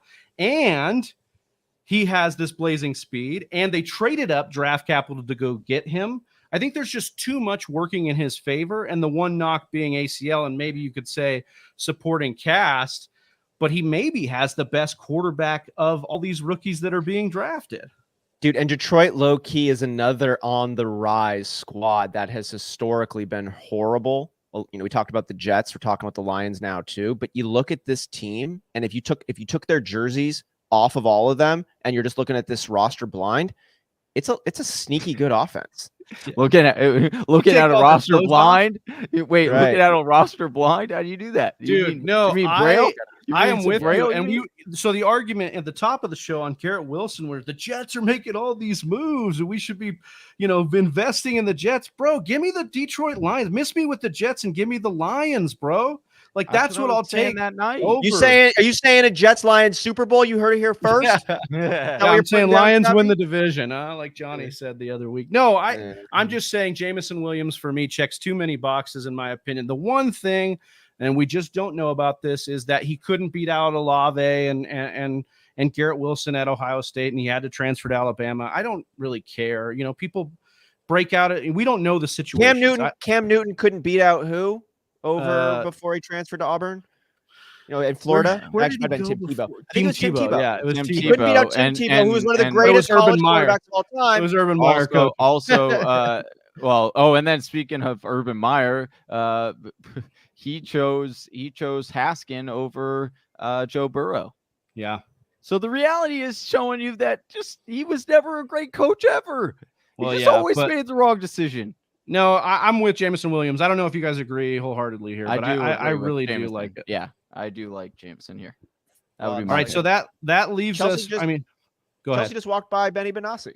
That's funny. Oh, nice. She just texted me that. Yeah. Wow. Hope he's having a nice day. Did she ask him? Ask her if she should pick. Ask her if she walked. Ask her if she ask her if she walked by my trade offer yet. Oh, okay. I think he's. I think even Benny Benassi would done with that. Probably say no on that one. But now in the 5th overall spot, Travy, what are you thinking, man? So I think we mocked this when we did it like kind of off camera as Drake London. And I got to say, man, I've been warming on Drake London. A lot of people have Drake even as high as 101. You like that? And people are taking him as what's that? That you like that, Johnny? Hideous. Yeah. I know, and I thought hideous. that too, but I think I let you guys kind of convince me that Drake London isn't gonna doesn't have a shot to be really good. because we're your friends, dude. Yeah, friends don't let friends draft Drake London. Yes. Friends don't let friends draft possession receivers thinking they're breakaways. Yeah. Yeah, maybe. It's like, it was just my friends that just, helped me from stepping in front of a big old a bus coming down the freeway. So remember that Drake London was our wide receiver that Freak Stomper, part of Whisper Nation, grilled us for not liking the film on. Then he pulled some stats with, I still don't know. He said you got to pay for these stats, but I still don't know where they came from. But the one thing I will give Freak Stomper on the street corner is that Drake London was 6th in missed tackles forced in the nation, along with his 1st in contested catches. So yes, again, you look at that one play against UCLA, that's his biggest highlight where he breaks like 7 tackles and scores. I think the biggest stat, though, for me, for Drake London, Falcons are 3rd in vacated targets from 2021. They had so many people leave this offense. And, Johnny, I know we're going to hear you say that Marcus Mariota doesn't support the wide receiver. I don't know if it matters if that many targets are missing. If you've got that much, that's so much of the pie to be able to go get. Now, I get Desmond Ridder could step in at any moment this year, too. Correct. And I think that's something that's there. And one thing that Drake London has going for him, just as a hit rate for first rounders and for wide receivers, highest draft capital in the NFL draft for wide receiver at 108. So for me, there's a lot of things to like. Not a good thing usually. It's not a good thing. If high draft capital is a good thing. Okay, yeah. Ruggs, where's he at? And he's sitting in a jail cell right now. Jamar Chase, where's he at? Jamar Chase is the number one. That was okay. I'll give you. No, I said I will give you Jamar Chase, but then you look at CeeDee Lamb. Wasn't CeeDee Lamb? Or no, Ruggs. No, was number one in that. Ruggs was the number one. What was the year before that? It was. Hold on, I'm gonna look this up right now. I don't know if I'm basically saying that it's not a good record. Then you also pile on the fact he's a wide receiver from USC. USC wide receivers generally are not good receivers translating to the NFL. I'm just being factual. Your relationship with USC wide receivers is so funny. You used to love DJ Shark. I do like DJ Shark, but he's like no. He went to LSU. Oh, that's right. Never mind. Yeah. So I guess going to run this one. I wanted to bring this point up. We should have the tiebreaker of Austin here because I'm warming on Drake London, and I just want to know where you're at with it after the whole process is kind of played out. For me, I'm still on Drake London. in the 5 spot for me. I hear the Garrett Wilson points, and I'm not surprised if it ends up coming to fruition. But Drake London, given the role that the Falcons see him having, given the offensive success that the Falcons overall have been able to have moving forward, I like Drake London paired up there with their tight end, coming in here. I like what they're starting to put together in terms of their offensive weapons. And if we're just evaluating film and presumed play style, I don't think I have enough points knocking Drake London to overcome the question marks I see with Garrett Wilson for me. Yeah, I'm with it on there. I just, the one caveat I would say to Johnny's point. Yeah. I don't know about Marcus Mariota. I want to like Marcus Mariota, but yeah, I'm with London above Wilson. I think I have more concerns about Zach Wilson than so if we're taking based on it is by split decision, Drake London in the 5. We like Garrett Wilson though. We're taking Garrett Wilson in the 6. Yeah, I think that's a good spot to take him here. Johnny probably would have had him at 101. But there's so much to like about Garrett Wilson really as a prospect. 5-star recruit, got offers from Alabama, Georgia, Oklahoma, some comps to Stephon Diggs, 4.38 40. I just can't get over the Zach Wilson, Elijah Moore, puzzle of all these pieces they're adding being somehow going to rebirth Zach Wilson. I don't know. I like Zach Wilson coming out of college, so maybe I should be back on Zach Wilson, but it's tough. Yeah. I said, if you knew what was good for you, you would. Well, good thing this thing is recorded, and a year from now, we get to take a look back at the receipts, and Johnny can dance on our graves or hang his head in shame. I'll be dancing because Garrett Wilson is going to be. You're dancing because you love to dance, bro, and you're a good dancer. Garrett Wilson your best? You have Garrett Wilson as the best wide receiver? You think he's the best wide receiver in this draft class? No. Okay. No, but I think he's better than London. Well, we know that you think that for sure. Yeah. I don't hate you for it. You couldn't do anything that make me hate you, Johnny. That is very true. So at number 7, I think we're looking at this, the last of the big 5 here in Chris Olave, who the Saints, traded a bunch to get up to this position to then get up to trade Chris Olave. Obviously, one could say the Saints went marching in. Yeah, they with all those draft picks to get Chris Olave, dude. And he'll be marching down the field with 4.3 speed. I think if I'm honest, Johnny, I think this puts you in a little bit of a conundrum on your guy, Michael Thomas. But Chris Olave does fit, to me, Jameis Winston style a little bit more. My question is, Austin, if we have faith in the Saints opening up Jameis Winston, because last year he did not throw at all. Like they barely capped him. I honestly don't care. I don't care. I don't think that Jameis Winston is the future for the Saints, and I don't think that's a good thing or a bad thing for the fantasy producers outside of Winston. What to me is notable is this is the first skill position. I hate using that term because you got to be skilled to play any position in the NFL. This is the first ball position. I'm going to go with that, see how that sits with me. Think about testicles, Travis. Ball position. Yeah, I know. It's there. This is the first ball player. This is the first ball player selected by the Saints. No, ball player, not football player, like the actual ball. Like they designed. I don't know I don't know. That could be an actual profession, like in the Olympics. So you might want to be like someone like a professional ball player. Actually, ball player. Oh, professional ball player. Professional ball player, like an actual official, like wall ball. Professional ball player. I don't know what Handball? I don't know. I don't know, but I'm pretty sure. I'm using within the context of the NFL evaluating different positions on the field, and I despise the term skill position because I think it paints an unfair light on people that aren't skill positions. Like you're going to tell me a cornerback isn't a skilled position.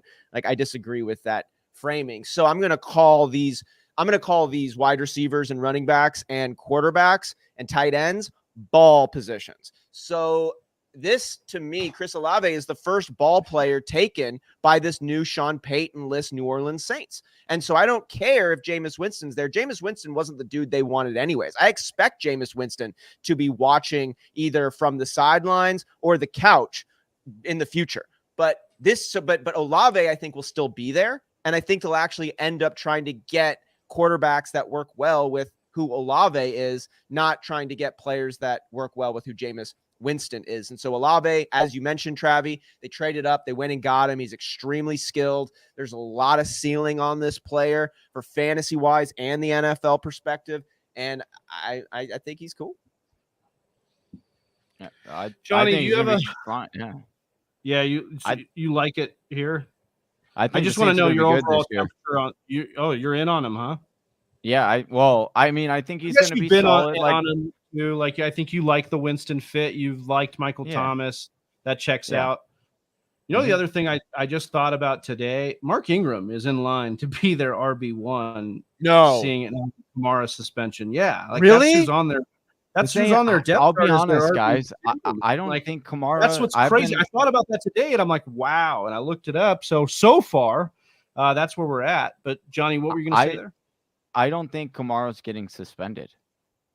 He beat the shit out of that dude's I face. know, but I was watching NFL live, and I was expecting them. Josh thinks they're sleeping hard on Winston. Based on what? I think they are too. I think Winston's going to be a good quarterback. I think he's going to sustain that. I think this is going to be good. This is same coaching staff. It's not like it's changing up. The offensive coordinator. Yeah, but it's yes, but the offensive coordinator is the one that took over as the head coach. It's the same system. They're running the same stuff. Dennis Allen took over as the head coach. He's the defensive coordinator. Oh, okay. Sorry. The defensive coordinator took over, but the offensive coordinator is still in place, and he's still calling the same offensive plays. It's the same system. If I'm right, that's right. But there's a lot of reason to believe it's going to stay similar. Some guy that's coming up through, just like Sean McVay is a lot different than Zach Taylor. So I just right. But what I'm saying is he called the offensive coordinator last year called the plays, and it's the same offensive coordinator, presumably still calling the plays. Yes. Okay. Yeah. Well, I don't know if that's great news for Winston either, though, because again, they did not let him throw a ton. But they didn't have Michael Thomas, and they didn't have Chris Olave. It was so weird. I don't think we can really give a and fair look. Like, we really can't give last year a fair look because Johnny won a bet with me saying who's going to have more fantasy points by the end of the day, Jacoby Brissett or Jameis Winston. He took Jacoby Brissett, and he ended up winning that. Yeah, I know, but he ended up winning that bet, and it was about who's going to have fewer fantasy points overall, and we were able to look at Winston, matchup or not, and having a low output, which he ended up having. But that same season, week 1, against our Packers, Travy, 5 touchdown passes there for Winston? Wasn't holding back, and I think it was in that game he had the longest touchdown pass in that game. He had a longer touchdown pass in that game than Drew Brees did his entire career with the Saints. So... Yeah. I think he's going to have good weapons around him. He's going to, and if anything does happen to Kamara, that's only good for Winston because they're going to have to throw more. They're not going to rely on Mark Ingram at the age of 65. That I can buy more, except for the fact that Dennis Allen, head coach, is defensive. So I could see a situation where they want to ground and pound to say that their defense is actually really good. Josh coming in here saying that they have done nothing but put weapons around him, and they trade their next year's first based on their draft and his numbers last year. Look, I feel it. I get it. I think there's a lot of hype in the camp for a Jameis Winston resurgence. But again, nobody really throws more picks, and nobody gets sacked more than Jameis Winston. And guys, that will get you off the field. Winston didn't throw any picks last year, though. Like he didn't throw very many picks last year. Because he didn't throw it all, Johnny. Like he didn't have any volume. They capped him. They hid him away from people. That's the point. Yes. My point is, Johnny, this is the last thing I'll say. Just when you increase his bandwidth, when you start making him throw more, he will make more mistakes. And I think that's what Sean Payton understood and capped him. And when they give him more weapons and let him throw again, will he make more mistakes? And that will get you off the field. Now, right now, it doesn't matter. This year, it doesn't matter. Redraft, it doesn't matter. It's a fine bet. But I'm just saying, I do got to throw it to Johnny's point, and I can't stand Jameis Winston on a personal level, but I got to give the man. I got to speak truth when it's in front of you. There in 2021, 14 touchdown passes for Winston, 3 interceptions, a lot better than 2 years before when he had 33 touchdowns and 30 interceptions, close to a 1-to-1. This was 14-3. And That's that was hands with down the no best Michael he's ever Thomas and no Olavey.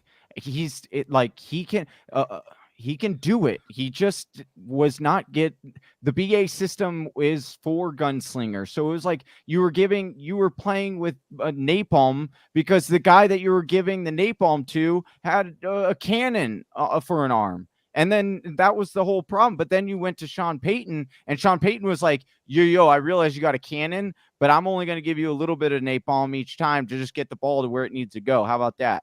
And then it worked. So regardless of Jameis Winston, though, I mean, we like Chris Olave with Jameis Winston, and we like him probably without, right? So we're feeling pretty good about. Yeah, I like Chris Olave. Yeah. Here. Yeah, I mean, he's the last guy in this tier, so I feel like he has to be taken, because then we get into our Christian Watson, Skye Moores, and our wide receivers weren't drafted in day one. Little interesting now off this, because as you said, Burks, Williams, London, Wilson, and Olave have kind of been grouped together. I've seen a lot of different rankings pages mix that group up, but it's usually been those 5. It's usually those 5 in some order. What do we like now at 8? Skye Moore's been a popular pick. We had some conversation about Christian Watson. Travy, what do you think? Yeah, so I've gone back and forth on this because we've slept on it. Yesterday, we kind of went through it, and we were talking. We ended up with Christian Watson through our dialogue, even though we started with Skye Moore.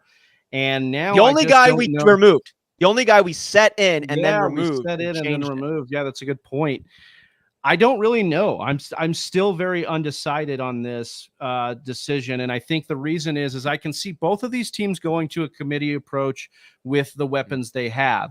I can see the Packers going from a air it out under Aaron Rodgers to the most conservative offense we've ever seen with them, meaning that I think that the target tree gets even smaller and that we're going to split that up between guys that, it's just hard for me to imagine a guy in Christian Watson making a huge impact year one. And if he doesn't make a huge impact year one, how much of a leash does Rodgers give him in like the clubhouse? And so that is the scary point for me. But then, if Rodgers stays for the length of his contract and Christian Watson is the metric beast that we think he can be, he will be Rodgers' number 1 target for the next 3 years, presumably, maybe 4. I think that has huge upside, and even more upside other than Skye Moore, who I love as well. But there's a lot more weapons than we like to talk about right now that are over there in Kansas City, and we like Skye Moore. So that's kind of my piece on it. I don't know that I've decided. Credit coming in here. He says, "Hey, Trav, would you take Watson at 7, asking for a 5th?"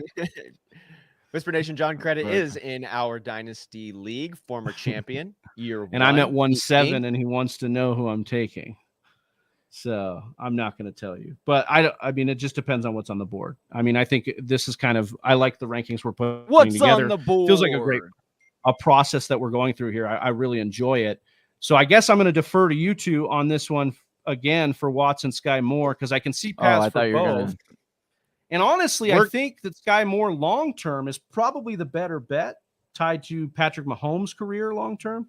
But, let me share. I want to share my thoughts. I want to jump in on this one here. Yeah, go for it. I have been going back and forth on these two. I am in a position in our own Dynasty draft where Skye Moore, Christian Watson could be available. I really hope one of them is. And I have stock in both of these wide receiver rooms. I got Allen Lazard for the Packers. I've got Mecole Hardman. I had Tyreek Hill. I have Tyreek Hill as well, but in Kansas City, got Mecole. In Green Bay, got Allen Lazard. And I've thought a lot about both of these wide receivers in Watson and Skye Moore, who are both explosive. Both are going to be playmakers. Not totally the same play style, but they do have some similar components to their game. And my concern with Skye Moore is that he becomes the new Mecole Hardman and not the new Tyreek Hill. We have been looking at Mecole Hardman to become the next Tyreek Hill for a couple of years. They being the Chiefs, they drafted Mecole Hardman to basically be that 1-1 fill-in when Tyreek Hill was facing some legal troubles. So we liked him being the replacement. I liked him as that possible role, which is why I acquired him for my squad. But Mecole hasn't yet panned out. Now, he's still 24 years old. There's still a lot more story, we presume, for Mecole Hardman, and he could very well step into that new space, but he hasn't done it yet. And that is what gives me concern about Skye Moore. We're sitting here saying he's going to step right in, and you can't say that with real confidence. You can point to some logical conclusions suggesting it's likely, but there are also counterpoints there as well. And so Skye Moore, to me, best case scenario, he's Tyreek Hill, right? That's an easy possibility to see. Looking on the other side, though, worst case scenario for Skye Moore is that this year, Travis Kelce doesn't regress. He maintains that number one role. Mecole Hardman takes a bit of a jump. His production increases, and he is that number two. And then that number three role actually gets chopped up by Juju Smith-Schuster. Actually, hell, worst case scenario could include Juju Smith-Schuster having the second best year of his career. He didn't have a bad year with Pittsburgh last year. We know he's not that 1,400-yard receiver we saw in Pittsburgh his sophomore season when Antonio Brown was opposite of him over there in Pittsburgh. We're not expecting him to be like that. But Juju Smith-Schuster is still young. He is still physically gifted. We're not really concerned about an injury or anything like that. And Juju Smith-Schuster could step in and have his second best year he's ever had with Patrick Mahomes as his quarterback right now. The opportunity we expect to be there too. That puts Skye Moore as a fourth option, and he could get intermingled up with, the Byron Pringles and whoever else they end up putting on that roster. So there's a world where Skye Moore is in Chicago. Doesn't even matter, dude. The new Byron Pringle. Pick up another freaking guy. It doesn't matter. There's another person they could go and pick up and put on the squad. Josh Gordon, Kansas City goes out and picks up new players. He's still on the squad. So I'm saying that there's a world where Skye Moore gets buried and he's the third, fourth option for the next 3-4 years. And if that's the case, I'm not stoked about drafting him at this spot. The biggest thing we looked at yesterday for me that I took away from when we did this was Skye Moore and Mecole Hardman just drafted 2 spots different from each other. So again, it's not like the draft capital suggests that they're going to. I think it'll tell you that they're going to give him a leash. Obviously, he was their first wide receiver, taken in a draft that they were supposedly, needy at wide receiver. Even though they went out and got a bunch of guys, I do think that the talent versus Watson in absorbing around him, like the target market share, is definitely there for Skye Moore. But I do think the long-term value. I mean, Johnny, I'd be interested to hear what you have to say on this. I think you're very firmly in the Skye Moore camp here over Watson. I would drop Watson way down. I don't have Watson not even in the top 12, to be honest with you. The reason being is sure, I get the whole, he could be number 4 on that, and he could be the next Mecole. I get that, but I'm telling you what I watched on tape. Mecole was a panic pick because the news came out that day about his, child abuse or domestic or that scandal, and so it was a pick that was like a panic pick. Hey, this guy's fast. He could be the next Tyreek, if we need him to fill in, if Tyreek is suspended or whatnot. When you look at Skye Moore, it's a different scenario. They had traded Tyreek a while ago, so they had a lot more time to really process and really evaluate wide receivers. Then you look at the wide receiver that they did get in Skye Moore, and this guy can run with the ball in his hands. That is what they want. They will scheme this guy open. So sure, he might be, down that depth chart and initial targets. I'll give you that. But I do think his talent, and then he is tied with Pat Mahomes for at least the next 10 years, or at least the next 4 years, while he's, in the league. But Pat is, has a giant contract, where when I'm looking at Aaron Rodgers, and here's what I'll give you. Let's say Aaron Rodgers does. We'll just say it as a confirmed fact, just for the sake of this argument. Aaron Rodgers is going to take the 4 years for his contract, right? You look at Devontae Adams. When he was, let's say, and that's the other thing that you're kind of in the scenario, you're saying, all right, let's say Moore has this downside where he could be a Mecole, right? But then you're saying Watson could be an MVS. Watson could be one of these Equanimous, St. Browns, where he isn't pan up or the talent. Yeah, he's just a guy. And so what I will say is the biggest thing that solves it for me for Moore over this guy is the fact that if you're looking at Aaron Rodgers, let's say he does the 4 years, you look at what Davante Adams, who we all agree is a masterful, best wide receiver right now. Davante Adams was the very first 2 years in the league. He was the wide receiver 76 and the wide receiver 66. Those 2 years for the Green Bay Packers, they had Randall Cobb and they have Jordy Nelson. So you can say, well, they don't really have that right now. So that would mean that he could step into this immediately. Sure, maybe, but they do have Randall Cobb still. They do have Allen Lazard. And what we do know about Aaron Rodgers, he loves these blue-collar wide receivers that work on the shit that he asks them to work on. Trust is important. Will give you, yes, and he will yeah, give but you and he reward likes you wide for receivers that are talented too, and Jordy Nelson and Davante Adams. So it's like you can't just say he only likes the blue-collar guys. Like, so if Watson comes in and is metrically a god, which we think he is, and then fixes the drop problem with Rodgers because they work hard together and do it, he has a path to more clearer target, like a bigger target pie than Skye Moore does, period. I mean, Travis Kelce still exists. Now, I could buy over the long term. So I guess that's the question, right? It's between Dynasty. If you think, well, yeah, I know. But like, if you think 8 years of Skye Moore at because I think I think his ceiling is a lukewarm Tyreek Hill. I don't think it's a full Tyreek Hill. No. I think his ceiling is like a blend of what they use Tyreek and Kelce for, like this middle intermediate guy that like wins on routes. I don't think he's going to blow the top off a ton. But anyways, I think he's a blend. I think that Watson has huge upside in the first 4 years that maybe Moore doesn't have. And so I guess that's the honest. I think Watson is the bigger mystery box. That's probably why I'm going with him.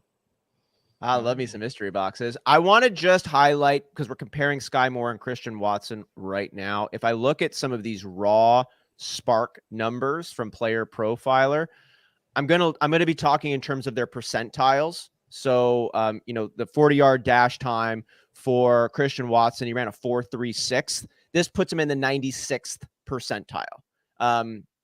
As where Skye Moore ran a 4.41. This puts him in the 90th percentile. Still really good, a little bit lower on this side, but I'm just going to read off the numbers, the percentiles here.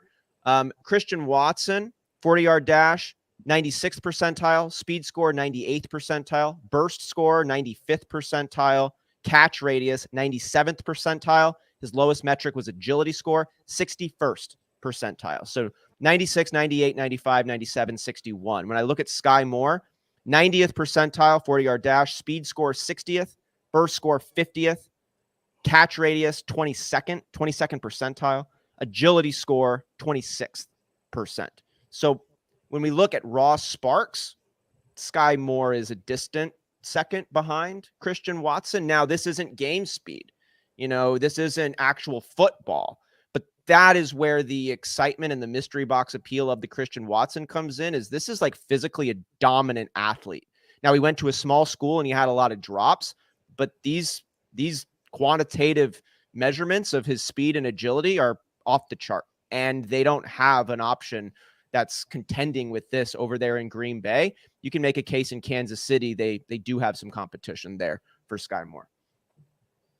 And also, it's still Aaron Rodgers. Like, he's got a good arm. It's not like he's going to, like Ben Roethlisberger last year or something.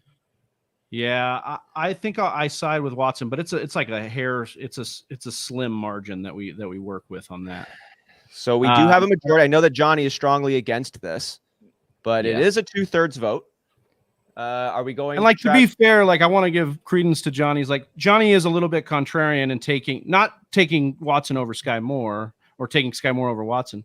But this is a round where you're taking, like, Watson has been landing around here. So yeah, I'm not. I just wanted to give personally. you. Yeah, no, I feel that, and I wanted to give your credence to that take. Yeah. I think it is a contrarian one that needs to be out there, because Josh is coming in here. He says, also, I've done about 25-ish rookie drafts, and London goes at 102 and most of the time. I don't think I've seen him past 105. I also agree 100% that there's a drop off after Olavey. That I love seeing that, because that was something I wanted us to talk about, yesterday and on this show, is that Drake London going so high. And it's like, look, we looked at it, all the things considered, and we just like all these players ahead of him just based on that. And that's why these are important. So I'm excited. Yeah, I don't on the board here. I like when, other people make mistakes. So good. I'm glad he's way up there, because then that means a good player's falling to me. So good. There we go. There we go. Yeah. All right. So now we're at the 9 spot. Are we coming around now to Skye Moore? Does this make it a clean one? It was for me. It does. I was very close on Skye Moore ahead of you here, Yeah. so I would take Skye Moore here. Yeah, I would go. This Skye is Moore. actually fucking hella exciting for Skye Moore coming into this role. Like, it is so fun about what he could be doing this year, next year, the year after, playing over there in Kansas City. I am really stoked about that pick. I see Skye Moore being like a souped up on a much more pass heavy offense as like a Tyler Lockett for me. I could see him being like a Tyler Lockett, and maybe even better than Tyler Lockett because he can get the intermediate stuff and soak up targets.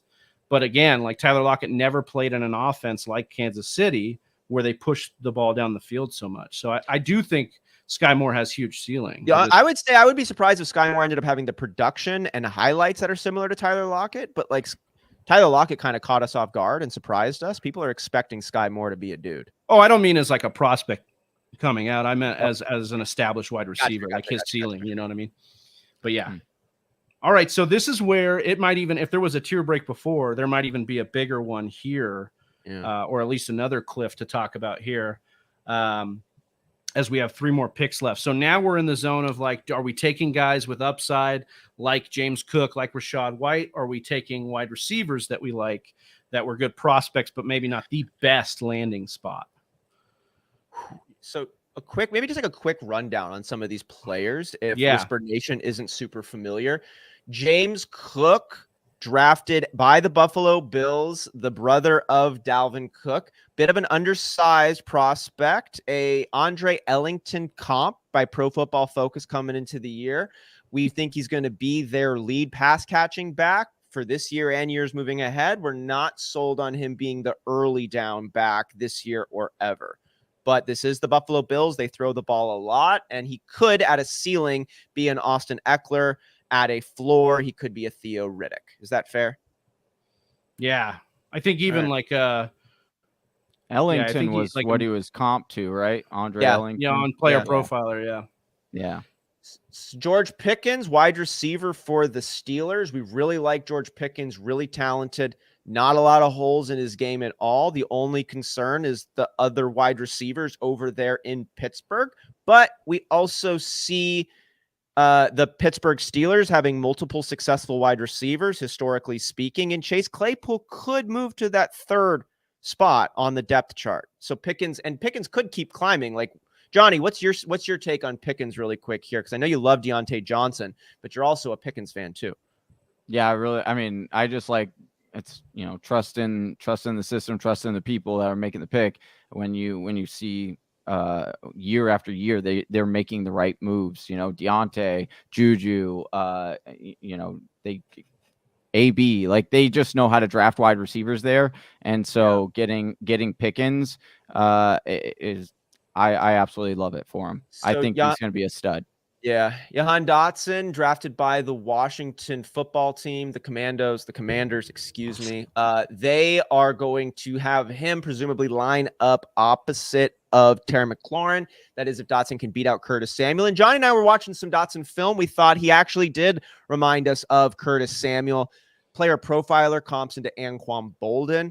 He uses his stiff arm a lot. He doesn't have burner speed. He's not insanely athletic. He's not lagging in those areas, but his game is more catch it, be a pit bull, throw some receivers off of you, make some yards after the catch type of work. Is that right, Johnny?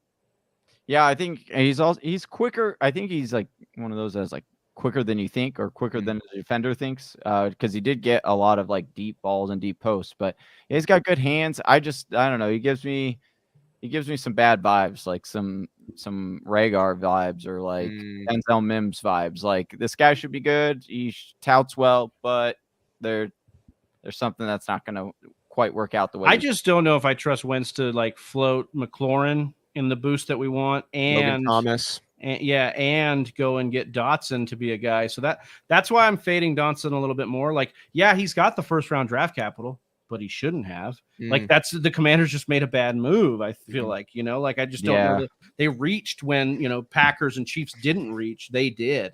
Yeah. So I just feel like for me, I can't really just always follow the and the industry's split. He's a polarizing player. A lot of people like him. A lot of analytics people don't. I think he's got decent production, but again, Washington, are they a franchise we're trusting right now? Like, I know McLaurin's deal's coming up. They could just ship him off and Dotson be, exo facto connect the Dotso to the number 1-0. But like, I really like, I really like some of these other guys and the upside they have, Rashad White. We talked a little bit about Rashad White at the top, even though he's a loser for Austin based on having to wait out Fournette. And if Brady leaves, like, that's not great. He also might have the highest upside of any running back. Yeah, I just that's where I would go. He's a great pass catching back, and it's a pass catching world, but he's not an undersized exclusive pass catching role. 6'2", 210 with wheels, played well. We're concerned a little bit about what Leonard Fournette could do, but Leonard Fournette could do what he usually does and gets hurt, and then Rashad White could step in and fill in that full role. Because we saw Leonard Fournette do exactly that, right? Giovanni Bernard got hurt. Ronald Jones was struggling and got a little banged up. And then Leonard Fournette just took it over and became that RB1. So that's a possible path for Rashad White that I'm not concerned with at all. Do we like Rashad White then? I'm hearing a lot of supportive comments. Johnny spoke with some enthusiasm. Who do we like in this 110 spot? Do we like Cook, Pickens, Dotson, White? My vote is White here. I just think, like, if he's got a similar receiving prospect as James Cook, who we're fascinated by, but he's a better overall back. Like, he's so for me, I'm just like, that trumps the offense that we think will last longer than the Bucs pass. And who are we concerned about vulturing touchdowns in Buffalo from the running back, Travis? Right, Josh Allen. And who are we not concerned about? Tom Brady. Although Tom Brady does sneak a little bit. I mean, don't fucking put it past him, but we're gonna put it past him. We're not right. All right. So I feel that. I think we just logicked into a lot of upside for Rashad. I agree with that. Okay, Johnny. Anybody else you'd like to consider taking at the 10 spot? Like, how high are you willing to take your boy Isaiah Spiller? I think it needs to be talked about here. What are you asking for, a friend here? Huh? I'm just wondering, where you're going to take him, because I don't see him, this high. But I think if you're, I mean, he's at around 17 in Fantasy Pros consensus ranking. So that's where you said you liked him too, right? Middle of the second. Yeah, I think if you get him in the middle of the second, I like. If you're saying reach for your guy, like, where would that be at for you? It would be, that like 202, 203 area would be where I'd be comfortable reaching for him. Or I guess anywhere in the second round, really. But I wouldn't necessarily take and spend if you only have like a first rounder. I don't feel that confident that he is going to be, that he's going to be, like this world beater running back. I just think the opportunity, I liked what I saw on tape, and that style of runner is what that Chargers team could use. So I just like the prospect as a general. So I wouldn't overvalue though. I'm with Rashad White here. I think that's the call. What about you guys? I would go White. White it is. Then it's consensus. All right, we got 2 picks left. We talked a little bit about some of the guys, Austin. But also guys that you guys took a look at last night. And I want to give you the floor here, Austin, and talk about Dameon Pierce, because that's a guy that's been rising up a lot of people's boards. He's in a lot of people's mouths right now in a good way. Dameon Pierce had not a huge sample size in Florida, but there were comments that could have been connected to his coach, who was let go early. And there could be a little bit of funny business surrounding Dameon Pierce's workload on Florida's football team. With that said, that's just speculation. So he didn't get a ton of opportunity. Maybe the coach was seeing it clearly, and that's why. And Dameon Pierce just wasn't as good as I'm hoping that he could be. But, and we're talking about the mystery box appeal, he's stepping into Houston. This is a bad team. They haven't done good things for running backs. They've had a big stable of them in the past. But I think Dameon Pierce does stand apart of the Rex Burkheads, even David Johnson, anyone else they might want to bring in there. So there's a chance to get what could be a close to a bell cow back pretty early on for a team that's on the rise. There is still other run. I almost look at like between him and Rashad White. Like Rashad White has more players ahead of him, but the whole team is a lot better. Dameon Pierce has less good players ahead of him, but the team is a lot worse. So they might end up loading up against Dameon Pierce. He might have a lot more focus from the defensive coordinators looking at him. where Rashad White might be an afterthought because you've got so many other things to focus on. There's not a lot of playmakers in Houston. And I do like Dameon Pierce, though. There's a pathway where Dameon Pierce becomes a really valuable fantasy running back.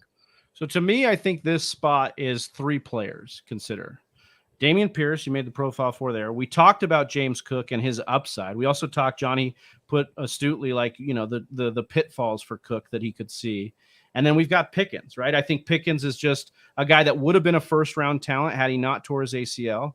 And, he's got a little bit of off the field stuff, but again, we love the vote of confidence by Pittsburgh taking him, and Deontay Johnson's contract coming up. They already have had kind of issues with Claypool. So you could easily see a path where Pickens is this team's number 1 within 2 to 3 years. So I guess that's the question. Like, which do we like more? We put in our pre-production show, we liked Cook here. Mm-hmm. I'm kind of warming to the idea of Pickens ahead of Cook after almost some stuff out too. Pickens could be a wide receiver 1, like a legit wide receiver 1. I love Deontay, but there is a world where Pickens ends up proving to be the more physically superior wide receiver. He could end up having a better chemistry with the guy who has basically the same last name as him. They're both rookies coming in this year. And I think this is no comment on Deontay Johnson. I think he's very, very good. I've got him in a lot of best ball drafts, but George Pickens could in 2-3 years be their number 1. And history has shown us having the number 1 wide receiver from Mike Tomlin's Pittsburgh Steelers is a nice position to hold. Yeah. I'm with Pickens here. I think Johnny's rightfully talked me on to some of the concerns of Cook. I think that's the big thing. Are we at Pickens? Yeah. Okay. It's consensus. Boom. We've got one more pick, guys. James Cook, Jahan Dotson, David Bell. I got to throw out just a little bit of a note on him. Yeah, he's high up in a lot of people's boards. So that's high up on a lot of people's boards, and we expect him and Deshaun Watson now to have a relationship for a long time over there in Cleveland. Yes, Amari Cooper is over there, but this is the 3rd team now that Amari Cooper has played for. I'm shocked. I think I was as shocked as the rest of the panel here to see how cheap the Browns were able to acquire Amari Cooper for. I'm just shaking my head at the Cowboys for that. I know. You think that's and I think he's really good, but also another truth here is that this is the 3rd team that Amari Cooper has played for, and he's always produced, yet teams still keep moving on. So there's got to be something there. And then Cleveland goes out and acquires David Bell, who wasn't cheap. It just points to that they have hopes for him, and Deshaun Watson could be his quarterback for a long time. And it's nice to have Deshaun Watson's number 1 option. Yeah, I'm just a little bit concerned with Bell. Like, there's a lot of they still have some guys over there, and I'm not saying Bell can't be better than Donovan's Peoples-Jones or like Anthony Schwartz or like some of these other guys on the roster, but I think it's going to take a minute for that to happen. And also, like, that offense isn't the most pass happy, with what they've been running. Maybe they will be now. Obviously, Deshaun Watson's there. That could change everything. Obviously. I still think, me personally, I wanted you guys to talk a little bit about Alec Pierce, because I think that's a guy that's like creeping up too. That is a guy that, you guys looked at extensively last night. You talked about at the top, Johnny, Matt Ryan going to the number 2 option. Does that bump him up enough here, or do we think because Bell can get down there or James Cook's upside outweighs this last pick of the 1st round? I just want to second some of the comments Johnny made about Alec Pierce. This is an exciting name. Tall dude, with like 6'4". He's fast. He's got really good vision for the ball. He's aggressive going for the ball. It was tough to watch his film and not like anything that he brought to the table. His hands were awesome. Like, his hands and route running looked very good. I wouldn't mind taking. Yeah, I wouldn't mind taking Alec Pierce here. We had a couple of other players. We like James Cook, Dotson, Bell, Pierce, and Pierce. Yeah. So basically, depending on your roster, Pierce is reminding needs, me a lot of Christian Watson here. Looking at some of these metrics and like his size. The only thing would be like Matt Ryan for a couple of years, Aaron Rodgers for a couple of years. So. Yeah. I mean, I get big Christian Watson vibes out of Alec Pierce as well, Travy. Yeah, I can see that. Kind of a stud dude. To me, I think I can't leave the first round. I can't have our last pick in the first round not be James Cook unless you guys convince me otherwise.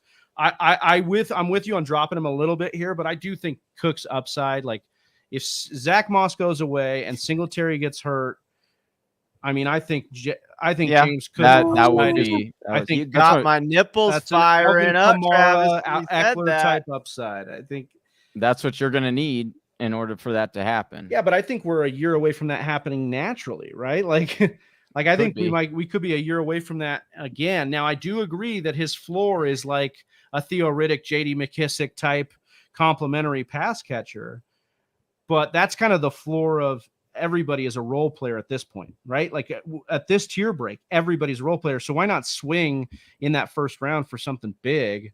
And I think you need something to happen, but if it happens, you got the best of the bunch that's left. Like, right. So like Dameon Pierce, he's already in the best position that he can be in. And we're like, maybe like James Cook's only, you know what I mean? Like James Cook, the reason why we don't like him is these other things are in front of him. But if Alec Pierce, it's like, we love Alec Pierce as a prospect, but like Pittman's good. Michael Pittman's a good dude. Like, right. Yeah. I'm not saying like he might be a good person. I'm just talking me into this one, dude. It's like that. It's that thing where Cook might not be good, but he could be amazing. And it's at the end of the first. I think that's kind of what you do there. Yeah. All right. And I like Pickens. Like Pickens would be the second one in that kind of slot, even Pierce too. But they need things to happen too. Like right. You know? Right. And so if they all need something to happen, and let's pretend all of those things that needed to happen happened for Pierce and Pickens and Cook. If it happened for all three, who are you taking? Like Cook could end up being like a top 5 back coming into fantasy, you know, like, whereas I don't think Pierce's path to a top 5 wide receiver exists. Dude, I call James Cook with Sean McCoy in terms of his shifty ability versus his top speed. I think they both came in weighing 199 pounds. Well, and I read somewhere that he came in a little heavier on his unofficial weight, that like he was a little Cook did? Yeah. So and if he works on, like I said, you could put 10 pounds of muscle on in the course of a year. I mean, we always get our jollies off when like CMC comes in and he's more ripped the next year. So it's like, come on, like anything can happen here. But I think James Cook's upside is a really sweet way to close out the first round here. That closes out the first round, closes out the show. We did it. Big meaty episode here, but we had a lot to cover. I mean, we had big news coming out of the draft, and we wanted to get through this. So we appreciate you sticking with us, Whisper Nation. If you're new to the channel and you're just catching the end of this, go ahead and like and subscribe. Make sure you're following us and part of Whisper Nation. Guys, we usually do a 60-second thing. We didn't talk about it. Anybody want to take the mic for last bit here? Get anything off their chest? No, man. No, we're good. All right. Well, then for Johnny Game Time Hicks, Austin Cyr, I'm Big Travy. We're the Fantasy Whispers. We'll see you next week. Peace. You stuck through the whole TFW live show. Congratulations. Big Travy couldn't even do that. Well, if you like what you saw, make sure you hit subscribe. If you want more videos from the Fantasy Whispers, make sure you hit one of these videos.